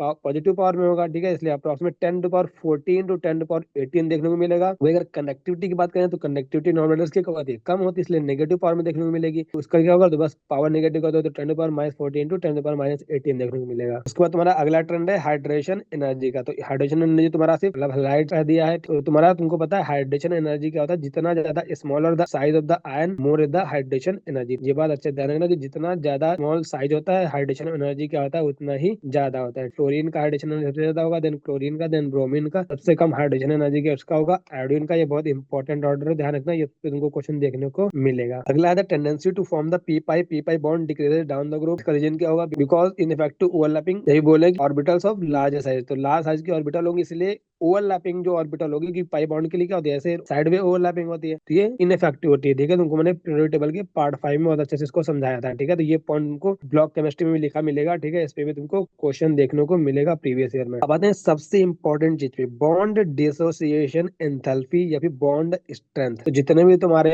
हाइड्राइड्स दिए हुए ना ग्रुप नंबर 15 के, 16 के, 17 के, उनकी बॉन्ड डिसोसिएशन एंथैल्पीज दी है, और भी कई सारी बॉन्ड डिसोसिएशन एंथैल्पी दी है। तो इस पे बहुत ज्यादा क्वेश्चन हमको देखने को मिलते हैं। तो पहला तुम्हारा ग्रुप नंबर 14 में एक बॉन्ड डिसोसिएशन एंथैल्पी दी है, carbon carbon, silicon silicon, germanium germanium, SN SN, ठीक है। तो बॉन्ड डिसोसिएशन एंथैल्पी तुम देखोगे जनरली, ठीक है, पहले ध्यान रखोगे जनरली क्या होगा, डाउन द ग्रुप तुम जाओगे, ठीक है, अलोंग द ग्रुप जाओगे तो बॉन्ड डिसोसिएशन एंथैल्पी डिक्रीज करेगी। क्यों, क्योंकि नीचे जाओगे तो तुम्हारे एटम्स बड़े होते हैं, ठीक है। तो एटम्स बड़े होते हैं तो उनकी ओवरलैपिंग उतना अच्छे से बन नहीं पाती, ठीक है। तो उनका बॉन्ड क्या होता है, वीक होता है। तो डाउन द ग्रुप जाओगे तो जनरली तुम्हारा बॉन्ड डिसोसिएशन एंथैल्पी क्या करेगी, डिक्रीज करेगी। तो ग्रुप नंबर 14 से ये है तुम्हारा carbon carbon, silicon silicon, germanium germanium, SN SN, ठीक है। तो इस पे तुमको पीआईक्यू में क्वेश्चन देखने को मिलेगा, ये ठीक है, ये ऑर्डर हो गया। अब आते हैं ग्रुप नंबर 15 पे। तो ग्रुप नंबर 15 में तुमको ध्यान ये बात रखना कि जो नाइट्रोजन नाइट्रोजन है, फॉस्फोरस फॉस्फोरस, तो नाइट्रोजन नाइट्रोजन का सिंगल बॉन्ड क्या होता है, वीक होता है as compare to phosphorus phosphorus के सिंगल बॉन्ड। क्यों ऐसा होता है, तो क्यों ऐसा होता है, क्योंकि यहाँ पे सिंगल बॉन्ड बनेगा तो यहाँ पे 3 इलेक्ट्रॉन होंगे, ठीक है, यहाँ पे भी 3 इलेक्ट्रॉन होंगे, और यहाँ होता है इसका स्मॉल साइज। तो ये स्मॉल साइज होने की वजह से जो इलेक्ट्रॉन्स है इनमें ये पास बहुत ज्यादा होंगे, जितना ज्यादा इलेक्ट्रॉन्स पास होंगे रिपल्शन उतना ज्यादा लगेगा, इसलिए तुम्हारा ये क्या होता है, वीकर होता है as compare to phosphorus phosphorus single bond. भाई तुमको पता है ट्रिपल बॉन्ड इसका ज्यादा स्टेबल होगा, पी तो ट्रिपल बॉन्ड बना ही नहीं सकता है, ठीक है। तो ये बात ध्यान रखना कि nitrogen nitrogen single bond is weaker then the phosphorus phosphorus single bond, इसलिए मैंने लिखा इन जनरल ये होगा। ये जनरल टर्म से थोड़ा उल्टा ऑर्डर हो जाता है, ठीक है। आगे मैंने रीजन में लिख दिया due to high repulsion of electron in the nitrogen nitrogen. ये भी एनसीईआरटी की लाइन है, ये भी तुमको क्वेश्चन देखने को मिल सकता है तुम्हारे एग्जाम में। फिर आते हैं अब हाइड्राइड्स पे। तो वो पहला हाइड्राइड है तुम्हारा 15 का हाइड्राइड। तो डाउन द ग्रुप जाओगे तो तुम्हारा बॉन्ड डिसोसिएशन एंथैल्पी क्या करेगी, डिक्रीज करेगी, कोई भी एक्सेप्शन नहीं है, ठीक है। सिमिलरली यहाँ देखोगे कोई भी एक्सेप्शन नहीं है, सिमिलरली तुम्हारा यहाँ भी कोई भी एक्सेप्शन नहीं है। देखो कई सारे फिनोमिना होते हैं जो हम बॉन्ड डिसोसिएशन एंथैल्पी से रिलेट कर सकते हैं। एक तुम्हारा स्टेबिलिटी हो गया, एक तुम्हारा रिड्यूसिंग प्रॉपर्टी हो गया, एक तुम्हारा एसिडिटी हो गया या बेसिसिटी हो गया, और एक और चीज हम इससे एसोसिएट करते हैं, इसको बोलते हैं डिसोसिएशन कांस्टेंट। डिसोसिएशन कांस्टेंट मतलब क्या, वो तुमने पढ़ा होगा इक्विलिब्रियम में एसिड डिसोसिएशन कांस्टेंट होता है, बेस का डिसोसिएशन कांस्टेंट होता है। जो H प्लस देता है उसका हम एसिड डिसोसिएशन कांस्टेंट निकालते हैं, Ka जिसको बोलते हैं, तो इक्विलिब्रियम चैप्टर में तुम्हारा Kb हम निकालते हैं, ठीक है। तो वो हम नाइट्रोजन तुम्हारा H प्लस देगा नहीं, इसलिए इसके लिए डिफाइन नहीं करेंगे, वो हम इसलिए ग्रुप नंबर 16 ग्रुप नंबर 17 की बात करेंगे, तब हम डिसोसिएशन कांस्टेंट की बात करेंगे, ठीक है। अब आते हैं स्टेबिलिटी पे। तो तुमको पता है bond dissociation enthalpy down the group जाने पे डिक्रीज कर रही है, यानी सिंपल सी बात, जब बॉन्ड डिसोसिएशन एंथैल्पी डिक्रीज कर रही है, यानी नीचे बॉन्ड इजीली टूट जाना, यानी स्टेबिलिटी क्या करेगी, डिक्रीज करेगी, ठीक है। और रीजन इसका क्या होगा, due to delta H of dissociation decreases, ठीक है, यही इसका रीजन होगा। फिर आते हैं रिड्यूसिंग प्रॉपर्टी। तो दो रिड्यूसिंग प्रॉपर्टी कैसे देखोगे, अब देखो तुमने पढ़ा होगा रिडक्शन क्या होता है, reduction is the addition of hydrogen या फिर रिमूवल ऑफ ऑक्सीजन। ऑक्सीडेशन क्या होता है, एडिशन ऑफ ऑक्सीजन या फिर रिमूवल ऑफ हाइड्रोजन, ठीक है। तो यहाँ पे क्या हो रहा है, इनके पास हाइड्रोजन है, नहीं, क्या रिमूव करेंगे, हाइड्रोजन। तो रिमूवल ऑफ हाइड्रोजन क्या होता है, ऑक्सीडेशन होता है, ठीक है। और जो ऑक्सीडेशन जिसका होता है वो क्या होता है, एक अच्छा रिड्यूसिंग एजेंट होता है, समझे। रिड्यूसिंग प्रॉपर्टी मतलब ये क्या होंगे, रिड्यूसिंग एजेंट, ठीक है, अच्छा होगा, जैसे जैसे डाउन द ग्रुप जाओगे वो, ठीक है। जिसका रिडक्शन होता है वो क्या होता है, ऑक्सीडाइजिंग एजेंट। तो इसके पास हाइड्रोजन है, इन सबके पास, हाइड्राइड्स के पास क्या होगा, हाइड्रोजन होगा। अब हाइड्राइड्स के पास हाइड्रोजन होगा, तो डाउन द ग्रुप जाओगे, तुमको पता है बॉन्ड डिसोसिएशन एंथैल्पी, चाहे तुम ग्रुप 15 का हो, चाहे 16 का हो, 17 का हो, सबकी बॉन्ड डिसोसिएशन एंथैल्पी क्या कर रही है, डिक्रीज कर रही है, यानी रिड्यूसिंग प्रॉपर्टी क्या करेगी, इंक्रीज करेगी, चाहे वो ग्रुप 15 का हो, चाहे ग्रुप 16 का हो, चाहे वो ग्रुप नंबर 17 का हो, ठीक है। तो ये तीनों में सेम चीज फॉलो होती है, हमारे स्टेबिलिटी वाली चीज तीनों में फॉलो होती है, ठीक है, सेम चीज, चाहे तुम इसका हाइड्राइड देखो 15 का, चाहे 16 का, चाहे 17 का। तुम्हारे आते हैं एसिडिक कैरेक्टर, ठीक है। तो एसिडिक क्या होता है, जो H प्लस देता है, तो डाउन ग्रुप जाने पे तुम्हारा बॉन्ड डिसोसिएशन एंथैल्पी क्या कर रही है, डिक्रीज कर रही है। अब ये बॉन्ड डिसोसिएशन एंथैल्पी किसकी, जो Sb और H के बीच का बॉन्ड है, वही बॉन्ड डिसोसिएशन एंथैल्पी डिक्रीज कर गई, यानी तुम्हारा कम एनर्जी देना पड़ेगी, H प्लस इजिली निकल रहा है इधर, H प्लस जिसमें ज्यादा जल्दी निकलेगा वो ज्यादा एसिडिक, एसिडिक कैरेक्टर क्या करेगा, इंक्रीज करेगा, या फिर बोले कि बेसिक कैरेक्टर क्या करेगा, डिक्रीज करेगा। उसका भी रीजन क्या होगा, बिकॉज डिसोसिएशन एंथैल्पी क्या करती है, डिक्रीज करती है, ठीक है। ये एजर्शन रीजन में पूछ सकता है या स्टेटमेंट के फॉर्म में पूछ सकता है, कैसे भी पूछ सकता है, ठीक है। और ये सेम चीज group number 15, group number 16, group number 17 तीनों के लिए फॉलो होगी। ग्रुप नंबर 16 के लिए तो मैंने रखा है, ठीक है, ये बॉन्ड डिसोसिएशन एंथैल्पी का ऑर्डर है। सेम चीज देखो, स्टेबिलिटी डिक्रीज करेगी, रिड्यूसिंग प्रॉपर्टी इंक्रीज करेगी, एसिडिटी इंक्रीज करेगी, बेसिसिटी डिक्रीज करेगी, रीजन क्या होगा, सेम चीज। अब देखो डिसोसिएशन कांस्टेंट, अगर डाउन द ग्रुप जाओगे क्या होगा, तुम्हारा H प्लस देगा, तो ज्यादा H प्लस देगा मतलब ज्यादा डिसोसिएशन हो रहा है, तो यानी डाउन द ग्रुप जाओगे जो डिसोसिएशन कांस्टेंट यानी Ka की वैल्यू क्या करेगी,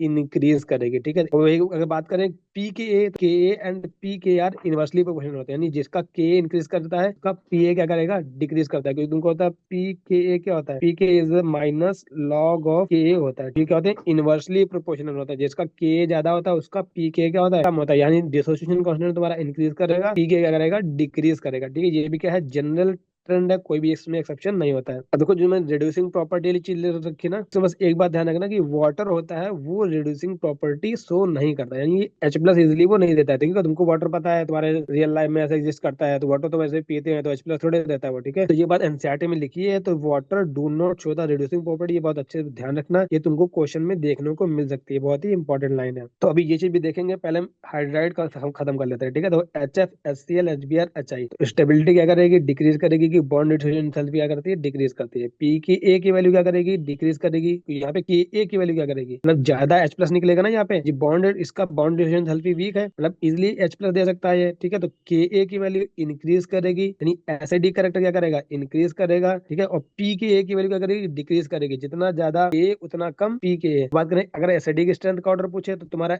HF से ज्यादा एसिडिक होगा HCl से ज्यादा एसिडिक होगा HBr से ज्यादा एसिडिक होगा HI। तो मैंने तो यहाँ पे इसीलिए लिख भी दिया, तो लिख देता हूँ कि के अगर इंक्रीज करता है तो तुम्हारा पी के क्या करेगा, डिक्रीज करेगा। सिमिलरली तुम्हारा अगर के बी इंक्रीज करता है तो पी के बी क्या करेगा, डिक्रीज करेगा। अब देखो जिसका के ए जितना ज्यादा होता है मतलब उतना ज्यादा वो H प्लस देता है, मतलब उतना ज्यादा क्या होता है, वो एसिडिक होता है। फिर तुम्हारा जिसका के बी जितना ज्यादा होता है वो उतना ही ज्यादा बेस अच्छा होता है, ठीक है। जिसका के ए ज्यादा होता है वो एसिड ज्यादा अच्छा होगा, जिसका के बी ज्यादा होगा वो क्या होगा, बेस ज्यादा अच्छा होगा। सिमिलरली अगर उल्टा बोले, जिसका पी के जितना ज्यादा होगा, ठीक है, तो जब भी पी के अगर कंपेयर करें तो उसको के से पहले लेट करना, यानी पी के ज्यादा मतलब के ए कम है, अगर के कम है मतलब एसिडिक कम होगा, बेसिक वो ज्यादा होगा, ठीक है। तो हमेशा के से कंपेयर करना, पी के से कभी कंपेयर मत करना, गलती मत कर देना उसमें। अब देखो ये ऑक्साइड का ऑर्डर है, ठीक है, ये ऑक्साइड है, तो जैसे तुम्हारा वहां पे बॉन्ड डिसोसिएशन एंथैल्पी हाइड्राइड्स में डिक्रीज करती है, वैसे ही ऑक्साइड में भी क्या करेगी, डिक्रीज करेगी। ठीक है, वही अगर बात करें रिड्यूसिंग प्रॉपर्टी की, तो सेम चीज से देखेंगे, हमारा लॉजिक सेम है, हमको रिड्यूसिंग प्रॉपर्टी देखनी है। यहाँ पे अब क्या है, ऑक्सीजन, तो यहाँ पे क्या रिमूव होगा ऑक्सीजन, यानी जो नीचे वाले होंगे वो इजिली ऑक्सीजन को रिमूव कर सकते हैं। तो रिमूवल ऑफ ऑक्सीजन क्या होता है, रिडक्शन होता है। जिसका रिडक्शन होता है वो क्या होता है, अच्छा ऑक्सीडाइजिंग एजेंट होता है। यानी अगर तुमसे बोला जाए कि ऑक्सीडाइजिंग एजेंट का ऑर्डर बताओ, तो तुम्हारा ये ऑर्डर आएगा। ठीक है, इंक्रीज करेगा। अगर वही रिड्यूसिंग करेक्टर पूछेगा तो रिड्यूसिंग क्या करेगा, डिक्रीज करेगा, क्योंकि इनका ऑक्सीजन देने की टेंडेंसी क्या है, ज्यादा है। वही लिखा हुआ है, रिड्यूसिंग प्रॉपर्टी क्या करती है, डिक्रीज करती है। ये लाइन भी कहाँ की है, एनसीईआरटी की लाइन है कि SO2 is a reducing agent while the TeO2 is the oxidising agent. ठीक है, क्योंकि डाउन द ग्रुप जाओगे बॉन्ड डिसोसिएशन डिक्रीज करेगी, यानी ये इजिली ऑक्सीजन दे सकता है। जो इजिली ऑक्सीजन दे सकता है उसका क्या होता है, मतलब उसका रिडक्शन होगा। अब उसका रिडक्शन होगा तो ये क्या होगा, अच्छा ऑक्सीडाइजिंग एजेंट होगा। ठीक है, वही सिमिलरली यहाँ पे तुम्हारा ये अपना ऑक्सीजन नहीं देगा। ठीक है, तो ये क्या हो जाएगा, अच्छा रिड्यूसिंग एजेंट होगा। ठीक है, तो यहाँ वाला अच्छा रिड्यूसिंग एजेंट वाला, यहाँ वाला अच्छा oxidising agent. Stability of halides. ठीक है, तो इस पे दो टाइप के क्वेश्चन बनते हैं, या तो तुम्हारा सेंट्रल एटम तुम्हारा सेम कर देगा, तो या तो दूसरा तुम्हारा टाइप है कि जो हमारा जो सेंट्रल एटम तुम्हारा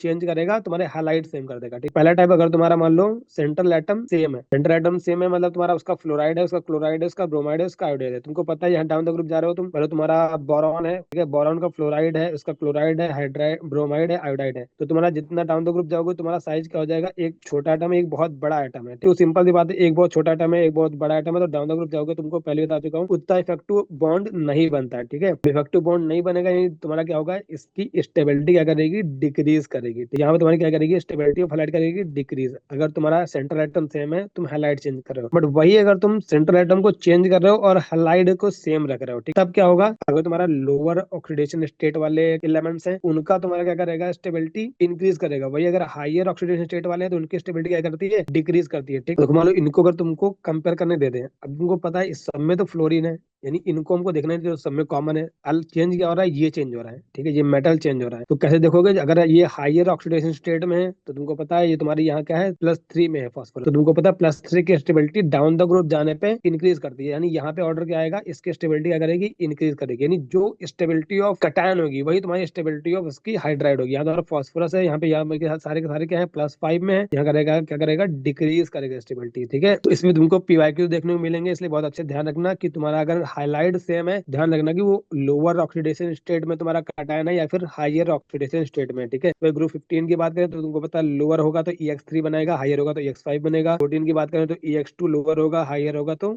EX4 होगा। वही 13 की बात करें तो लोअर क्या होगा, EX होगा, और हाईएस्ट क्या होगा, EX3 होगा।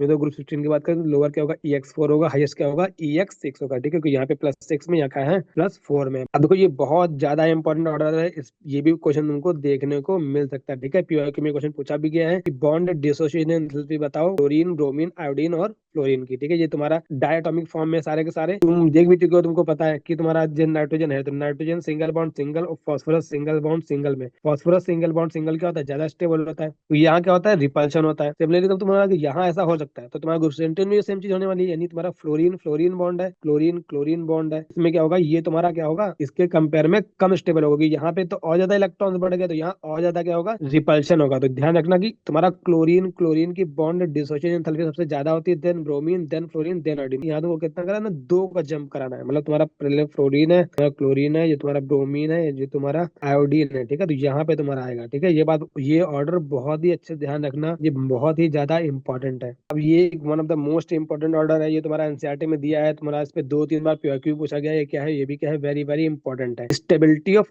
ऑक्साइड की बात करें तो स्टेबिलिटी ऑफ ऑक्साइड ध्यान रखना कि आयोडीन के ऑक्साइड सबसे ज्यादा स्टेबल होते हैं, देन क्लोरीन आता है, देन ब्रोमीन आता है। ठीक है, ये ऑर्डर बहुत अच्छे ध्यान रखना, स्पेशली याद कर लेना। वैसे भी आप काफी हद तक सिलेबस रिड्यूस कर दिया है, तो तुम्हारा ये बोलेंगे one of the most important है। ठीक है, या फिर तुमको ऐसे स्टेटमेंट दे सकता है कि stability of oxide increases down the group. तुमको पता है आयोडीन क्या होगा, आयोडीन के ऑक्साइड सबसे ज्यादा स्टेबल होते हैं। ठीक, अभी तक हम ऑक्साइड और ऊपर की बात करें तो हमने अभी ग्रुप 16 के ऑक्साइड की बात करेगी तो वहां तुम्हारी स्टेबिलिटी डिक्रीज कर रही थी, बट तुम्हारा ग्रुप 17 में उल्टा होता है। तो ग्रुप 17 की ऑक्साइड बहुत ध्यान रखना, ये बहुत ज्यादा स्टेबल होते हैं, ये ब्रोमीन वाले ऑक्साइड बहुत ज्यादा अनस्टेबल होते हैं। ठीक, तो ब्रोमीन का सोचो, अगर ऑक्साइड बहुत ज्यादा अनस्टेबल है, मतलब वो ऑक्सीजन देगा, अब ये खुद अगर ऑक्सीजन दे रहा है दूसरे को नहीं, रिमूवल ऑफ ऑक्सीजन क्या होता है, रिडक्शन होता है। यानी ये ब्रोमीन के ऑक्साइड क्या होंगे, बहुत ज्यादा पावरफुल ऑक्सीडाइजिंग एजेंट होते हैं। ठीक है, अगला ट्रेंड है बॉन्ड लेंथ का। ठीक है, तो बॉन्ड लेंथ में कोई भी एक्सेप्शन नहीं होगा। सिंपल सी बात है, छोटे आइटम होगा नीचे जाओगे, डाउन द ग्रुप जाओगे, बड़े आइटम मिलेंगे, तो बॉन्ड लेंथ तुम्हारी इंक्रीज ही करने वाली है, ठीक है। तो बॉन्ड लेंथ सब में क्या करती है, जो EH बॉन्ड होता है सभी हाइड्राइड में क्या कर देगा, इंक्रीज करेगा। सिमिलरली तुम्हारा फ्लोरीन, क्लोरीन, ब्रोमीन, इसमें भी तुम्हारा बॉन्ड लेंथ क्या करता है, इंक्रीज करता है, ठीक है। तो बॉन्ड लेंथ में कोई भी एक्सेप्शन नहीं होता, बट ध्यान रखना कि डिसोसिएशन एंथैल्पी में क्या होता है, एक्सेप्शन। फ्लोरीन फ्लोरीन में क्या होगा, ड्यू टू इलेक्ट्रॉन, ठीक है, रिपल्शन बहुत ज्यादा होता है, क्योंकि ये छोटा इसका साइज होता है, सबसे छोटा साइज होता है, और इसका रिपल्शन ड्यू टू इलेक्ट्रॉन बहुत ज्यादा होता है, इसलिए बॉन्ड डिसोसिएशन एंथैल्पी इसकी कहाँ जाती है, ब्रोमीन के बाद आ जाती है, ठीक है। अगर बात करें इनके ई नॉट की, ठीक है, तो ये टेबल में दिया है, तो तुमसे क्वेश्चन पूछा जा सकता है। तो तुमने अगर इलेक्ट्रोकेमिस्ट्री पढ़ा होगा तो तुमको पता है फ्लोरीन एक बहुत अच्छा ऑक्सीडाइजिंग एजेंट होता है। मतलब फ्लोरीन से एफ, जो एफ है वो एफ से एफ माइनस जाना चाहता है, ठीक है। सिंपल सी बात है, वो एफ से एफ माइनस है, यहाँ पे तुम्हारा क्लोरीन है, क्लोरीन से क्लोरीन माइनस वाला, ठीक है। तो ये क्या होता है, रिडक्शन प्रोसेस है। अगर इसका रिडक्शन हुआ तो ये क्या होगा, बहुत अच्छा ऑक्सीडाइजिंग एजेंट होगा। और तुमको पता है कि तुम्हारा फ्लोरीन का होता है मोस्ट इलेक्ट्रोनेगेटिव होता है, इसका इलेक्ट्रॉन अफिनिटी बहुत ज्यादा होता है, ठीक है। अगर इनकी ई नॉट कंपेयर करें हम, ठीक है, तो डाउन द ग्रुप, जैसे डाउन द ग्रुप जाओगे वैसे वैसे तुम्हारे क्या होंगे, लेस इलेक्ट्रोनेगेटिव होंगे, ठीक है। तो तुम्हारा ये जो आई से आई माइनस बनने की टेंडेंसी क्या कर जाएगी, डिक्रीज कर जाएगी। इसलिए तुम्हारे डाउन द ग्रुप जैसे जाओगे तो तुम्हारा ये रिडक्शन प्रोसेस उतना ही डिक्रीज कर जाएगा, ठीक है। इसलिए तुम्हारा जो F2 होता है वो क्या होता है, स्ट्रॉन्गेस्ट ऑक्सीडाइजिंग हैलोजन होता है। ये बात भी बहुत अच्छे तरह ना, ये भी तुमसे पूछा जा सकता है। तो तुमने इलेक्ट्रोकेमिस्ट्री में पढ़ा होगा तो तुमने देखा होगा, जो टेबल वहां पे बनी, वहां पे ऊपर सबसे ऊपर कौन दिया हुआ है, फ्लोरीन दिया हुआ है, तो नीचे कौन दिया हुआ है, लिथियम दिया हुआ है। Fluorine is the strongest oxidising halogen, ठीक है। अब आते हैं ionic character of halides. M यहाँ पे क्या है, मोनोवैलेंट मेटल है। आयनिक कैरेक्टर की बात करें, ठीक है, तो हम पढ़ते हैं केमिकल बॉन्डिंग में फजान रूल, तो हल्का तुमको मैं रिवाइज कर देता हूँ। फजान रूल क्या होता है, तो स्मॉलर द कटैन, तो कटैन जितना छोटा होगा, मतलब जिसपे पॉजिटिव चार्ज होता है, वो जितना ज्यादा छोटा होगा उतना ही ज्यादा वो तो तुम्हारे जो एनायन होगा, ठीक है, उसको पोलराइज करता है। तो जितना ज्यादा पोलराइजेशन होता है एनायन का, वो कंपाउंड का होता है, उतना ज्यादा कोवेलेंट होता है। यानी smaller is the कटैन, more will be the covalent character, ठीक है, क्योंकि पोलराइजिंग पावर ज्यादा होती है। सिमिलरली तुम्हारा बोलो, जितना ज्यादा बड़ा होगा एनायन, ठीक है, ये एनायन जितना ज्यादा बड़ा होगा, larger is the anion, more will be the covalent character, ठीक है। तो कोवेलेंट करेक्टर ज्यादा होने के दो फैक्टर होते हैं, कि जो तुम्हारा कटैन है वो क्या होना चाहिए, स्मॉल होना चाहिए, और जो तुम्हारा एनायन है वो तुम्हारा क्या होना चाहिए, लार्ज होना चाहिए। यानी जो आयनिक होने की प्रोबेबिलिटी क्या है, कि तुम्हारा जो कटैन है वो तुम्हारा क्या होना चाहिए, लार्ज होना चाहिए, ठीक है, और जो तुम्हारा एनायन है वो तुम्हारा क्या होना चाहिए, स्मॉल होना चाहिए। तो इसलिए तो तुम कैसे कंपेयर करोगे, तुमको अगर तुमको इसका आयनिक करेक्टर हाइलाइट कंपेयर करना है, तो तुम्हारा ये M तुम्हारा मेटल सब में सेम है, यहाँ फ्लोरीन है या क्लोरीन है या ब्रोमीन है या आयोडीन है, तो यहाँ पे चेंज क्या हो रहा है, एनायन। तो जब भी आयनिक या कोवेलेंट करेक्टर मेजर करने को आता है, हम देखते हैं उसका साइज, ठीक है। यहाँ पे तुम देख रहे हो कि तुम्हारा साइज जो तुम्हारा एनायन का बढ़ रहा है, तो मोर इज द साइज का कोवेलेंट करेक्टर क्या होगा, ज्यादा होगा। डाउन द ग्रुप जाने पे कोवेलेंट करेक्टर क्या करेगा, इंक्रीज करेगा। ये बात करके आयनिक करेक्टर पूछ देगा, तो आयनिक करेक्टर क्या करेगा, डिक्रीज करेगा। अगला तुम्हारा ट्रेंड है higher oxidation state of central metal, more covalent, ठीक है। मतलब तुम्हारा SnCl4 है, SnCl2 है, ठीक है। अब बताओ इसमें से कौन ज्यादा कोवेलेंट होगा, कौन ज्यादा आयनिक होगा। तुमको नहीं क्या होता है कि जितना स्मॉल कटैन होगा वो कोवेलेंट करेक्टर को फेवर करेगा, जितना लार्ज होगा वो तुम्हारा आयोनिक करेक्टर को फेवर करेगा। हमको कोई एक भी तुम चीज ले लो, ठीक है। यहाँ पे क्लोरीन क्लोरीन तो तुम्हारा क्लोरीन तो सेम है, बट तुम SN पे ध्यान दो, तुम्हारा मेटल क्या हो रहा है, यहाँ तुम्हारा +4 में है, यहाँ तुम्हारा क्या है, +2 में है। तो यहाँ जो +4 में वो क्या होगा, स्मॉल होगा। अगर ये स्मॉल होगा तो ये कोवेलेंट करेक्टर इसका क्या होगा, ज्यादा होगा, यानी कोवेलेंट करेक्टर इसका ज्यादा होगा। अगर आयनिक करेक्टर पूछता है तो आयनिक करेक्टर SnCl2 का ज्यादा होगा। यानी जो हाइयर ऑक्सीडेशन स्टेट वाले होंगे सेंट्रल मेटल, उनका क्या होगा, वो ज्यादा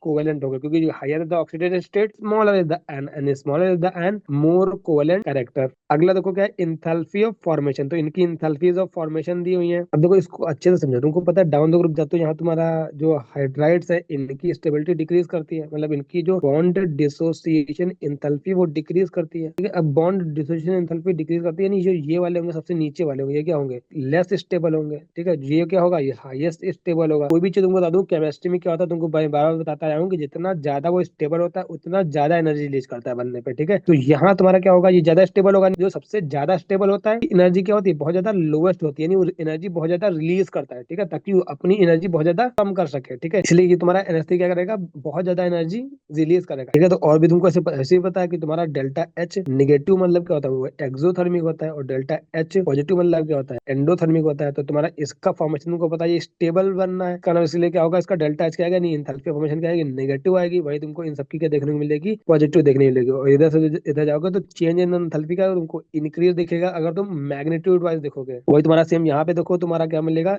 इंक्रीज देखने को मिलेगा, चेंज इन एंथैल्पी में साइन वाइज देख रहे हो, ठीक है, तब मैग्नीट्यूड वाइज देखोगे। वही अगर बात करोगे स्टेबिलिटी की, तो स्टेबल कौन ज्यादा होगा, ये ज्यादा स्टेबल होता है, तभी तो इसकी बॉन्ड डिस्ट्रीब्यूशन एंथैल्पी बहुत ज्यादा होती है। यहाँ पे हाइड्रोजन बॉन्डिंग होती है, ठीक है, ये तुम अगर इनका फॉर्मेशन करोगे तो क्या होगा, एनर्जी तुमको देनी पड़ेगी। तो ये बात ध्यान रखना कि यहाँ पे अमोनिया का सब नेगेटिव होता है, यहाँ पे वाटर और H2S का एंथैल्पी ऑफ फॉर्मेशन क्या होता है, नेगेटिव होता है, बाकी सबका क्या होता है, पॉजिटिव होता है। यहाँ पे भी तुमको क्वेश्चन देखने को मिल सकता है तुम्हारे जे मेंस में, ठीक है। अगला देखो ऑर्डर है HEH एंगल, ठीक है, तो जो हाइड्राइड्स है उनके HEH एंगल की बात करें तो बॉन्ड एंगल तुमको पता है डिक्रीज करता है एज द इलेक्ट्रोनेगेटिविटी डिक्रीजेस। मतलब ये तुम्हारा देखो, ये तुम्हारा EH3 वाला होगा, मतलब ग्रुप 50 वाला हाइड्राइड, ग्रुप 60 वाला हाइड्राइड, ठीक है, इन्हीं की बॉन्ड एंगल की बात करेंगे, क्योंकि जो 70 वाला होगा तो HF होगा, मतलब HX होगा, इसमें बॉन्ड एंगल का मतलब ही नहीं बचा। तो यहाँ तुम्हारा ये मान लो, ये तुम्हारा ये है, हमको पता है ये बॉन्ड एंगल देखना है। अब हमको कंपेयर करना है हमारे डाउन द ग्रुप जाने पे क्या बॉन्ड एंगल पे इफेक्ट देखने को मिलता है। देखो ये हम केमिकल बॉन्डिंग में सीखते हैं, ठीक है, तो तुमने बॉन्ड एंगल जब भी हम कंपेयर करना होता है, एक तो हम देखते हैं लोन पेयर, एक तो देखते हैं इलेक्ट्रोनेगेटिविटी, और देखते हैं साइज। ये तीन फैक्टर है जिनका यूज करके हम बॉन्ड एंगल को कंपेयर करते हैं। यहाँ पे अगर हम एक सेम ग्रुप वाले एलिमेंट को कंपेयर कर रहे हैं, तो अगर सेम ग्रुप के एलिमेंट यानी electronegativity down the group decrease करती है, और बाद लोन पेयर तो सेम रहने वाली है। मान लो हम कंपेयर कर रहे हैं OH, ठीक है, तो दोनों में लोन पेयर तो दोनों में सेम है, यानी लोन पेयर वाले फैक्टर हमको नहीं देखना है, हमको इलेक्ट्रोनेगेटिविटी देखनी है, साइज देखनी है। ऑप्शन क्या होता है, ज्यादा इलेक्ट्रोनेगेटिव होता है, ज्यादा इलेक्ट्रोनेगेटिव होगा तो क्या होगा, हाइड्रोजन को अपनी तरफ ज्यादा अट्रैक्ट करेगा, यानी ये बॉन्ड क्या होगा, छोटा होगा। ये बॉन्ड अगर छोटा होगा मतलब ये एलिमेंट्स क्या होंगे, बहुत ज्यादा पास होंगे, इसके जितने ज्यादा पास होंगे उतने क्या होगा, इतना ज्यादा रिपल्शन लगेगा। अब क्या होगा, ये तुम्हारा इलेक्ट्रोनेगेटिविटी कम है, तो ये तुम्हारे बॉन्ड क्या होंगे, दूर होंगे, मतलब हाइड्रोजन दूर होगा उससे थोड़ा सल्फर से, क्या होगा, कम रिपल्शन लगेगा। तो तुम्हारा इलेक्ट्रोनेगेटिविटी का फैक्टर क्या बोला कि इलेक्ट्रोनेगेटिविटी ज्यादा ग्रुप डिक्रीज कर रही है, तो बॉन्ड एंगल क्या करेगा, डिक्रीज करेगा। अब बात करें साइज का, ठीक है, तो साइज हम कब देखते हैं, जब ये एटम चेंज हो रहा हो, तो ये तो सेम है, साइज वाला फैक्टर हमको नहीं देखना, हमको देखना कौन सा, सिर्फ इलेक्ट्रोनेगेटिविटी वाला फैक्टर देखना है। तो ध्यान रखना, अगर तुमसे HEH का बॉन्ड एंगल पूछ ले तो क्या कर देता है, डाउन ग्रुप जाने पे डिक्रीज करता है, ठीक है, इसमें भी कोई भी एक्सेप्शन नहीं है। अगला पॉइंट है the note the higher oxidation state element more acidic, ठीक है, तो ऐसा क्यों, मुझे तुमको ना पीरियोडिक टेबल के लेक्चर 5 में बता रखी है कि जितना ज्यादा हायर ऑक्सीडेशन स्टेट होता है उसकी इलेक्ट्रॉन नेगेटिविटी उतनी ज्यादा होती है, और जो ज्यादा इलेक्ट्रॉन नेगेटिव होता है वो क्या होता है, एसिडिक ज्यादा होता है। वैसे तुमको पता है कि 10 से इधर जाता है तो तुम्हारा एसिडिक कैरेक्टर क्या करता है, इंक्रीज करता है अलॉन्ग द पीरियड, और डाउन ग्रुप जाता है तो एसिडिक कैरेक्टर क्या करता है, डिक्रीज करता है, ठीक है। Higher the electron negativity higher the acidity, ठीक है, तो हायर द ऑक्सीडेशन स्टेट मतलब क्या, मोर एसिडिक होगा। ये बहुत ज्यादा इंपॉर्टेंट है, तुमको प्योरिफिकेशन में देखने को मिल सकता है। जैसे तुमको बोले E2O5 है और E2O3, बताओ उसमें कौन सा ज्यादा एसिडिक है। तो यहाँ पे ऑक्सीजन ऑक्सीजन सेम है, वो क्या करना है, सिर्फ इनका ऑक्सीडेशन स्टेट देखना। तो यहाँ ये +5 में, यहाँ ये +3 में है, ठीक है, तो +5 वाला क्या होता है, मोर इलेक्ट्रोनेगेटिविटी होगा, ठीक है, तो ये क्या होगा, ज्यादा एसिडिक होगा एज कम्पेयर टू E2O3। और तुमको मैंने दिखाया भी था, इस वजह से तुम्हारे क्रोमियम है, ठीक है, क्रोमियम का ऑक्साइड है तुम्हारा +2 वाला, वही क्रोमियम का ऑक्साइड है तुम्हारा +6 वाला। तो ये क्या होता है, बेसिक होता है, ये क्या होता है, एसिडिक होता है। तो जैसे जैसे तुम ऑक्सीडेशन नंबर बढ़ाओगे एसिडिक कैरेक्टर इंक्रीज करेगा और बेसिक कैरेक्टर क्या करता है, डिक्रीज करता है, ठीक है। तो मैंने वहां भी पढ़ाया था, बट मैंने यहाँ पे तुमको लिख दिया है। और तुम्हारा ये लास्ट तुम्हारा ऑर्डर है कि कैटेनेशन प्रॉपर्टी डिक्रीज करती है डाउन द ग्रुप, यानी जो ऊपर वाले एलिमेंट्स होते हैं उनमें कैटेनेशन करने की टेंडेंसी ज्यादा होती है। कैटेनेशन मतलब क्या होता है, जो खुद के साथ बहुत ज्यादा लंबी चेन बना सके और दूसरे एलिमेंट के साथ भी बहुत ज्यादा कंपाउंड बना सके। तो कैटेनेशन की प्रॉपर्टी क्या करती है, डाउन द ग्रुप जाने पे डिक्रीज करती है। ये बात बस ध्यान रखना। एक और इंपॉर्टेंट चीज बच्ची, उसके बाद हम करेंगे क्वेश्चन। तो देखो इंपॉर्टेंट चीज क्या है कि ऑक्सीडेशन स्टेट, देखो ग्रुप नंबर 1, ग्रुप नंबर 2, 13, 14, 15, 16, 17, 18, तुमको पता है इसकी आउटर मोस्ट शेल में एक इलेक्ट्रॉन होता है, इसका 2, इसका 3, इसका 4, इसका 5, इसका 6, इसका 7, इसका 8, यानी मैक्सिमम इलेक्ट्रॉन एक क्या कर सकता है, डोनेट कर सकता है। ये मैक्सिमम 2 डोनेट कर सकता है, ये मैक्सिमम 3 डोनेट कर सकता है। इस पे क्या आएगा, +1 का चार्ज, इस पे +2 का चार्ज, इस पे क्या आएगा, +3 का चार्ज। यहाँ पे 4 डोनेट सकता है तो +4 मैक्सिमम आ सकता है, यहाँ पे +5 मैक्सिमम आ सकता है, यहाँ पे +6 मैक्सिमम आ सकता है, यहाँ पे +7, यहाँ पे +8। बात करें ग्रुप 1 और 2 की, तो इसमें से +1 और +2 ऑक्सीडेशन स्टेट ही होती है और कोई ऑक्सीडेशन स्टेट पॉसिबल नहीं है। बस एक एक्सेप्शन है कि जो हाइड्रोजन होता है, जो हाइड्रोजन है उसको अलग रखा गया पीरियोडिक टेबल से, उसको ग्रुप 1 का एलिमेंट नहीं माना जाता। बट फिर भी बता देता हूँ, हाइड्रोजन है उसका तुमको -1 देखने को मिल सकता है। वो भी कब देखने को मिलेगा, जब मेटल हाइड्राइड के फॉर्म में होगा। बाकी तुमको ग्रुप 1 के सभी एलिमेंट्स का ऑक्सीडेशन स्टेट +1 के अलावा कुछ भी देखने को नहीं मिलने वाला है। चलिए थोड़ा ग्रुप 2 वाला होगा तो उसका हमेशा क्या मिलेगा, +2 मिलेगा। अब आते ग्रुप नंबर 13 पे क्या मिलेगा, +3 मिलेगा, बट ड्यू टू इनर्ट पे इफेक्ट तुमको +1 भी देखने को मिलता है। मिल जाता है ग्रुप नंबर 14 पे, तो हाईएस्ट क्या होता है, +4 होता है, उससे -2 ड्यू टू इनर्ट पे इफेक्ट क्या देखने को मिलेगा, +2 देखने को मिलेगा। और मिनिमम क्या हो सकता है, देखो यहाँ तक था कि तुम्हारी 3 की टेंडेंसी थी, तो मैंने बता भी रखा है यहाँ पे क्या होगा, या तो ये 4 डोनेट कर दे या तो 4 एक्सेप्ट कर ले to attain the noble gas configuration. तो दोनों में प्रोबेबिलिटी हमको अप्रॉक्सिमेट सेम एनर्जी का लगने वाली है, इसीलिए दोनों पॉसिबिलिटी होती है। नहीं तुम्हारा ये -4 भी पॉसिबल है, ठीक है। बट यहाँ पे तुम्हारा -5 पॉसिबल नहीं था, क्योंकि 3 इलेक्ट्रॉन डोनेट करना ज्यादा इजी होता है एज कम्पेयर टू 5 इलेक्ट्रॉन लेना, ठीक है। यहाँ पे सिमिलरली बात करें, ये तो 5 इलेक्ट्रॉन डोनेट कर देगा तो +5, अगर 3 इलेक्ट्रॉन ले लेगा तब भी उसको 8 मिल जाएंगे। चलिए लोएस्ट क्या होगी -3, यहाँ पे हाईएस्ट क्या होगी +6, लोएस्ट क्या होगी ताकि 8 बन जाए -2, 2 इलेक्ट्रॉन जब ले लेगा। तो यहाँ पे ऑटोमोस में 7 इलेक्ट्रॉन है, तो ये तो 7 डोनेट करेगा तो +7 बनेगा। अगर ये एक एक्सेप्ट कर लेगा तब भी 8 हो जाएगा, इसलिए लोएस्ट क्या होगी -1 होगी। वही अगर बात करें इसकी, तो इसकी हाईएस्ट मिलने वाली तुमको +8 और तुमको लोएस्ट क्या मिलने वाली है +2, ठीक है। तो अदर ऑक्सीडेशन स्टेट की बात करें, इसके तो +4 +3 है, उसके बाद +1 आएगी, उसके अलावा कुछ नहीं होने वाला। इसकी 2 +4 है, इसके अलावा क्या करते हैं हमेशा हम 2 माइनस करते हैं, तो +4 और +2 देखने को मिलने वाली है, -4 देखने को मिलने वाली है। तुम्हारा ये +5 है, तो +5 से +2 घटा दो क्या आएगा +3, और +2 घटा दो क्या आएगा +1। जीबी क्या है जनरल, ऐसा नहीं इसके अलावा कोई ऑक्सीजन स्टेट होती नहीं। +4 भी देखने को मिल सकती है, तो ऐसा नहीं कोई होती नहीं, बट वही क्या है जनरल है, मतलब ये तुम्हारी क्या होती है सबसे ज्यादा देखने को मिलती है। तुम्हारा ये +6 है, तो -2 कर दो तो +4 एंड +2 देखने को मिलने वाली है। +7 +5 2 और घटाओगे +3, 2 और घटाओगे तो +1, +8 है तो 2 माइनस करोगे तो +6, 2 माइनस करोगे तो +4, उससे 2 माइनस करोगे तो +2, ठीक है। यहाँ पे जो सबसे ज्यादा इंपॉर्टेंट है मैंने यहाँ पे लिख दिया है कि तुम्हारा ग्रुप 1 की बात करें तो उनकी सबकी क्या होती है +1 होती है, बट एक्सेप्ट -1 हमको देखने मिलती है इन द मेटल हाइड्राइड्स, ठीक है। क्योंकि मेटल हाइड्राइड में क्या होगा, मेटल ज्यादा इलेक्ट्रोपॉजिटिव होता है एज कम्पेयर टू हाइड्रोजन। जब बोलो कि हाइड्रोजन ज्यादा इलेक्ट्रोनेगेटिव होता है, नहीं हाइड्रोजन चला जाता है माइनस में, चला जाता है प्लस में, ठीक है। जैसे NaH हो गया, MgH2 हो गया, ठीक है। तो क्या होता है मेटल हाइड्राइड होते हैं, हाइड्रोजन क्या होता है -1 में होता है। दूसरी चीज इंपॉर्टेंट है ग्रुप नंबर 16 से जो तुम्हारा ऑक्सीजन होता है उसकी कौन कौन सी पॉसिबल है, उसकी सिर्फ -2 पॉसिबल है, देखो, ठीक है। -1 भी पॉसिबल है, -1 तुमको देखने को मिलती है किसमें, पर ऑक्साइड्स में, H2O2 तुमको पता है स्ट्रक्चर क्या होता है OOH, ठीक है। यहाँ पे ऑक्सीजन कितना होता है -1 में होता है, और ऑक्सीजन को +1 ऑक्सीडेशन स्टेट भी दिखाता है। Oxygen is the second most electronegative element है। फ्लोरीन की वैल्यू क्या होती है +4, पॉलिंग स्केल की इसकी क्या होती है 3.5, तो सेकंड मोस्ट इलेक्ट्रोनेगेटिव एलिमेंट है। तो तुम्हारा ये सिर्फ फ्लोरीन ही एक ऐसा एलिमेंट है जो इसके इलेक्ट्रॉन को ले सकता है, बाकी किसी की औकात नहीं है, ठीक है। इसीलिए तुम्हारा फ्लोरीन के साथ में इसको +1 +2 भी दिखाया जाता है, तो यानी +1 में होगा तो तुम्हारा क्या बनाएगा, तुम्हारा ये ऑक्सीजन है, तुम्हारा फ्लोरीन है, फ्लोरीन तो -1 ही होने वाला, क्योंकि फ्लोरीन क्या है मोस्ट इलेक्ट्रोनेगेटिव आइटम है, तो किसी की भी औकात नहीं है कि उससे इलेक्ट्रॉन ले ले। तो तुम्हारा फ्लोरीन तो -1 रहना, यानी 1 आने वाला है, ठीक है। फिर यहाँ पे +2 का तो क्या आ जाएगा OF2 बनाने वाला है, वही +1 होगा तो कंपाउंड बनाएगा O2F2।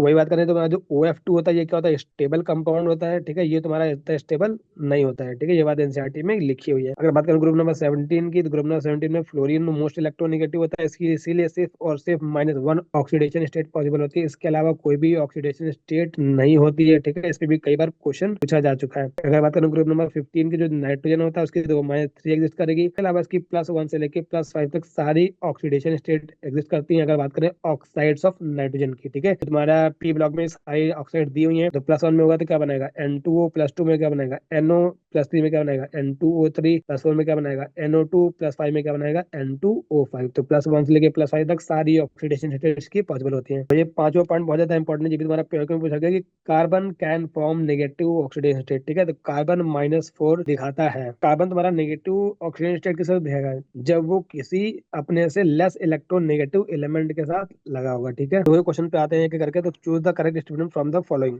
All group 16 element form the oxide of general EO2 EO3, ठीक है। EO2 मतलब ऑप्शन देखो -2 में, तो ये क्या होगा +4 में होगा, यहाँ पे E क्या होगा +6 में होगा, तो सही लिखा है। और जहाँ पे E क्या है सल्फर है, selenium, tellurium and polonium, both type of oxide are acidic in nature, बिल्कुल सही लिखा है। सारी की सारी ऑक्साइड क्या होती है इसकी एसिडिक होती है, ठीक है। इसलिए तुमको नेचर ऑफ ऑक्साइड तुमको सारी पता होनी चाहिए, इसलिए तुम पीरियोडिक टेबल का लेक्चर नंबर 5 देख लेना, उसमें मैंने नेचर ऑफ ऑक्साइड पढ़ा रखा है, ठीक है।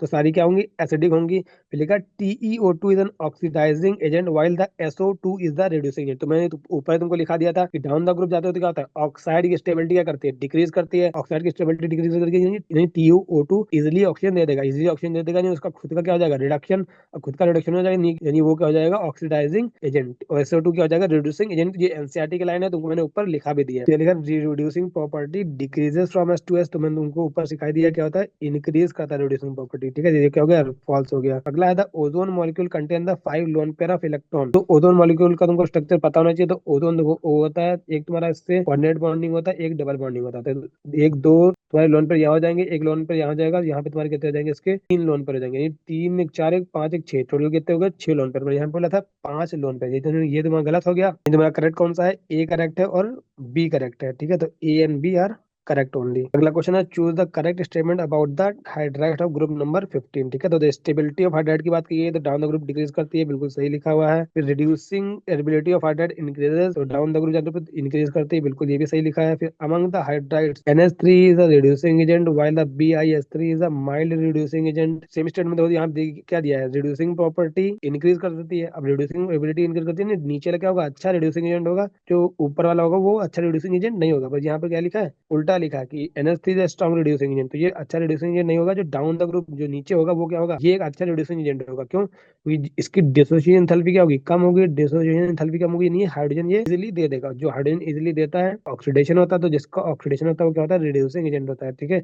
ये स्टेटमेंट क्या हो गया, फॉल्स हो गया। अगला है बेसिसिटी ऑफ द हाइड्राइड्स। तुमको बताते कौन, तो बॉन्ड डिसोसिएशन एंथैल्पी क्या करती है, डिक्रीज करती है, यानी H+ देने की टेंडेंसी क्या करती है, इंक्रीज करती है। ठीक है, यानी एसिडिक करेक्टर क्या करता है, इंक्रीज करता है। बेसिक करेक्टर क्या करता है, डिक्रीज करता है। बट इसने बोल रखा है कि इंक्रीज करता है, तो ये भी क्या हो गया, गलत हो गया। नहीं, A and B are correct only. तो मैंने सारे ऑर्डर तुमको करा दिए हैं, अच्छे से कर लेना, तो कोई भी क्वेश्चन आएगा वो हो जाएगा। ठीक है, और मोस्ट ऑफ द क्वेश्चन तुमको इन्हीं पे देखने को मिलने वाले हैं। अगला क्वेश्चन है among the following p block element number of oxide are amphoteric in nature. तो मैंने एम्फोटेरिक की ट्रिक बता रखी है पार्ट नंबर 5 प्रायोरिटी पे, तो वो लेक्चर से देख लेना। ठीक है, तो तुमको एम्फोटेरिक कौन कौन सी तुमको बताना है। ठीक है, तो ये तुम्हारी क्या होती है, एसिडिक होती है, ये तुम्हारी क्या है, न्यूट्रल है। लेड ऑक्साइड तुम्हारा क्या होता है, एम्फोटेरिक होता है। N2 तुम्हारी न्यूट्रल होती है, NO तुम्हारी न्यूट्रल होती है। तो तीन तुम्हारी इसने न्यूट्रल बता रखी है। या तुम्हारी क्या मेटल की ऑक्साइड है Al2O3, ये भी तुम्हारी क्या होती है, एम्फोटेरिक होती है। सिलिकॉन की ऑक्साइड तुम्हारी क्या होती है, एसिडिक होती है। N2O5 ये भी तुम्हारी क्या होगी, एसिडिक होगी। SnO2 ये भी क्या होती है, एम्फोटेरिक होती है। ये इसका आंसर क्या था, 3 इसका आंसर था। अगला क्वेश्चन है the bond dissociation energy EH of the H2E hydride of the group number 16 element. उसका बोलो ऑर्डर बताओ क्या होगा। तो तुमको ऑर्डर बताना, तुमको पता है बॉन्ड डिसोसिएशन एंथैल्पी क्या करती है, डिक्रीज करती है। ठीक है, यानी सबसे ज्यादा ए का होगा, देन बी का होगा, देन सी का होगा, देन डी का होगा। नहीं, ए क्या होगा, इसका आंसर हो गया। अगला क्वेश्चन है PCl5 is the well known but NCl5 is not. तो मैं ये उनको पीरियोडिक टेबल के पार्ट 5 में सिखाया कि तुम्हारा NCl5 क्यों नहीं बनता, ये इसकी जो कोवेलेंसी है 4 से ज्यादा नहीं होती। ठीक है, पीरियड नंबर 2 के एलिमेंट्स की कोवेलेंसी 4 से ज्यादा नहीं हो सकती, क्योंकि इनके पास वैकेंट ऑर्बिटल नहीं होती सेम सेल में। ठीक है, डाउन द ग्रुप जाओगे तो तुम्हारा डी वैकेंट होती है, इसलिए वहां पे तुम्हारा मोर देन 4 पॉसिबल होता है। ठीक है, तो NCl5 पॉसिबल नहीं है। तो इसका रीजन क्या होगा, nitrogen is less reactive than phosphorus, nitrogen doesn't have the D orbital in it valence shell. तो बिल्कुल सही बात लिखी है, नाइट्रोजन के पास डी ऑर्बिटल नहीं होती वैलेंस सेल में। अगला क्वेश्चन है the correct order of melting point of hydride. देखो मेल्टिंग पॉइंट ऑफ हाइड्राइड की बात की, तुमको क्या बॉइलिंग पॉइंट होता है, मेल्टिंग पॉइंट सिर्फ पहले ऑर्डर उल्टा होगा, डिक्रीज करेगा, उसके बाद क्या करता है। तो अगला है bond distribution enthalpy of halogens. तो तुमको बता चुका हूँ कि फ्लोरीन क्या आता है, तीसरे नंबर पे आता है। ठीक है, सी क्या होगा, इसका आंसर होगा। तो ये सब डायरेक्ट क्वेश्चन होते हैं,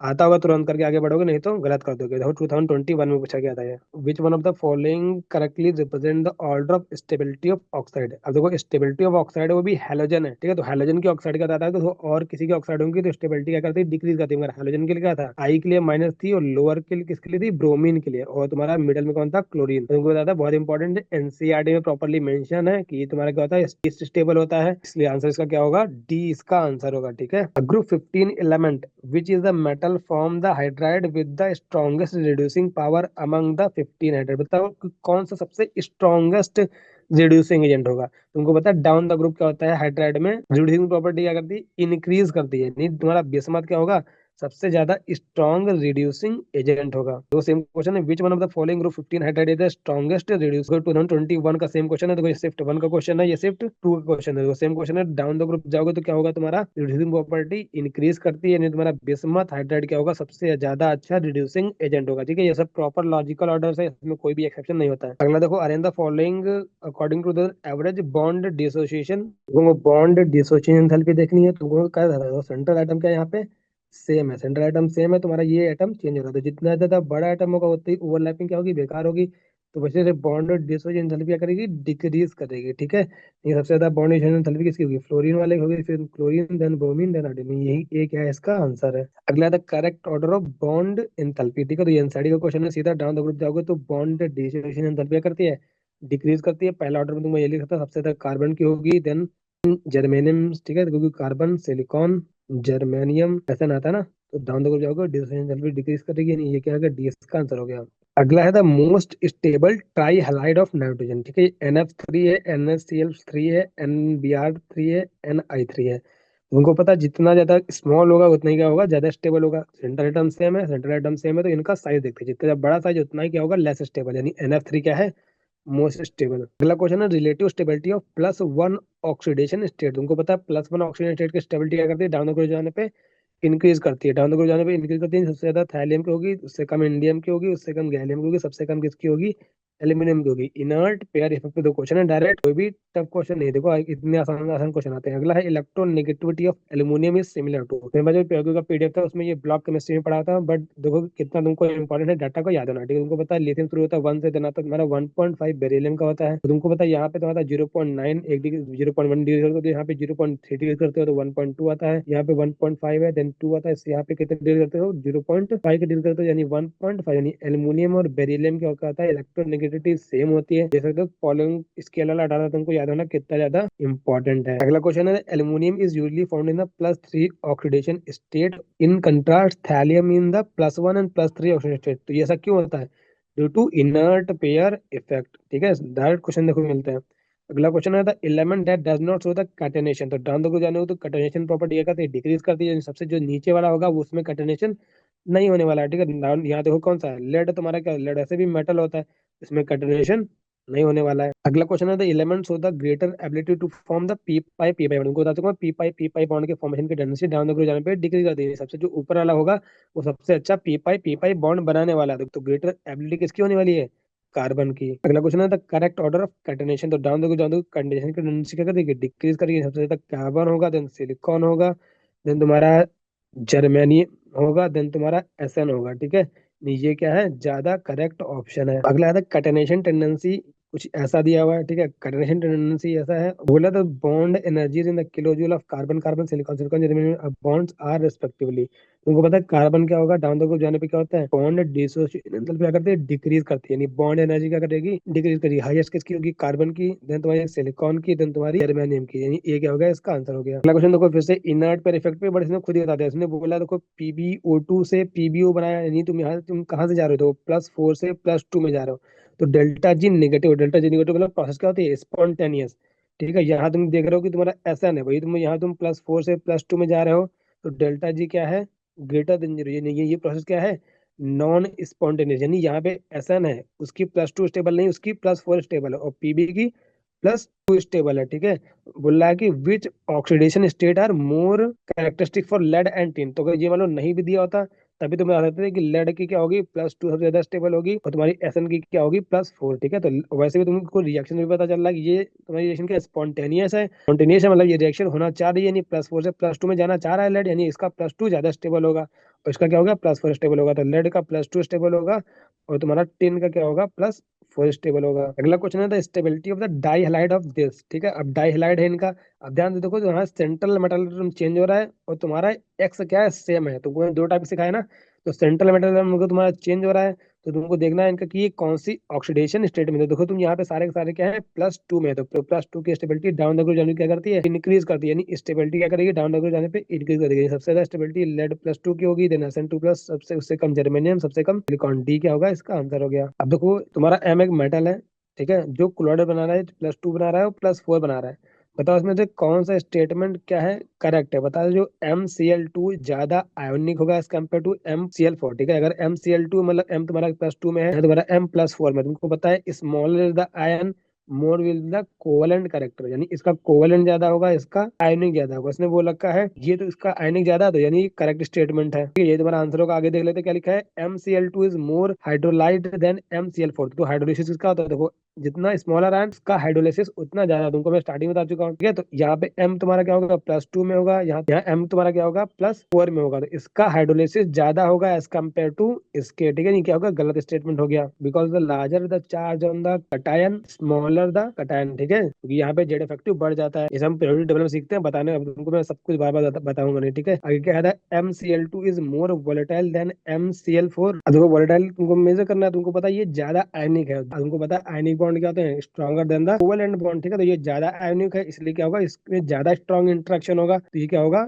ये कम वोलेटाइल होगा एज कम्पेयर टू MCl4। यहाँ क्या लिखा है, MCl2 इज मोर वोलेटाइल, ये भी क्या हो गया, गलत हो गया। MCl2 इज मोर सोल्यूबल, तो यहाँ सोल्यूबल तुम्हारा M+2 है, ये +4 है, ये स्मॉलर कटायन होगा, ये ज्यादा सोल्यूबल होगा एज कम्पेयर टू MCl2, ये भी क्या हो गया, गलत हो गया। अगला क्वेश्चन है the SiO2 GeO2 are acidic while the SNO and PbO are the amphoteric in nature, बिल्कुल सही बात है, ट्रू स्टेटमेंट है। अगला है the allotropic form of carbon are due to the property of catenation and p pi d pi bond formation. तो carbon है, ठीक है, उसमें पी पाई होता है, ठीक है, पी पाई और डी पाई तो पॉसिबल ही नहीं है, पी पाई डी पाई तो कार्बन में पॉसिबल ही नहीं है, यानी ये क्या हो जाएगा, गलत स्टेटमेंट हो जाएगा। तो पहला स्टेटमेंट ट्रू है, अगला स्टेटमेंट क्या है, फॉल्स है, सी क्या हो जाएगा, इसका आंसर हो जाएगा। तो आगे जो क्वेश्चन है वो नेचर ऑफ ऑक्साइड पे है। तो नेचर ऑफ ऑक्साइड तुमको अगर सीखना है तो तुम मेरा पीरियोडिक टेबल का भी जो इसके पहले वाला लेक्चर है, पीरियोडिक टेबल लेक्चर नंबर 5, वो देख लेना अच्छे से, ठीक है। मतलब कौन सा बेसिक होगा, तुमको मेटल की ऑक्साइड क्या होती है, बेसिक होती है, तो तुमको मेटल ढूंढना है, तो कैल्शियम में मेटल होता है, मेटल की ऑक्साइड क्या होती है, बेसिक होती है। तो तुमको पता है एम्फोटेरिक होती है, नॉन मेटल है, तो इनकी क्या होती है, एसिडिक होती है, ठीक है। अगला क्वेश्चन है जो तुम्हारा कौन सी होगी, न्यूट्रल होगी। तो नाइट्रोजन की न्यूट्रल कौन सी होती है, NON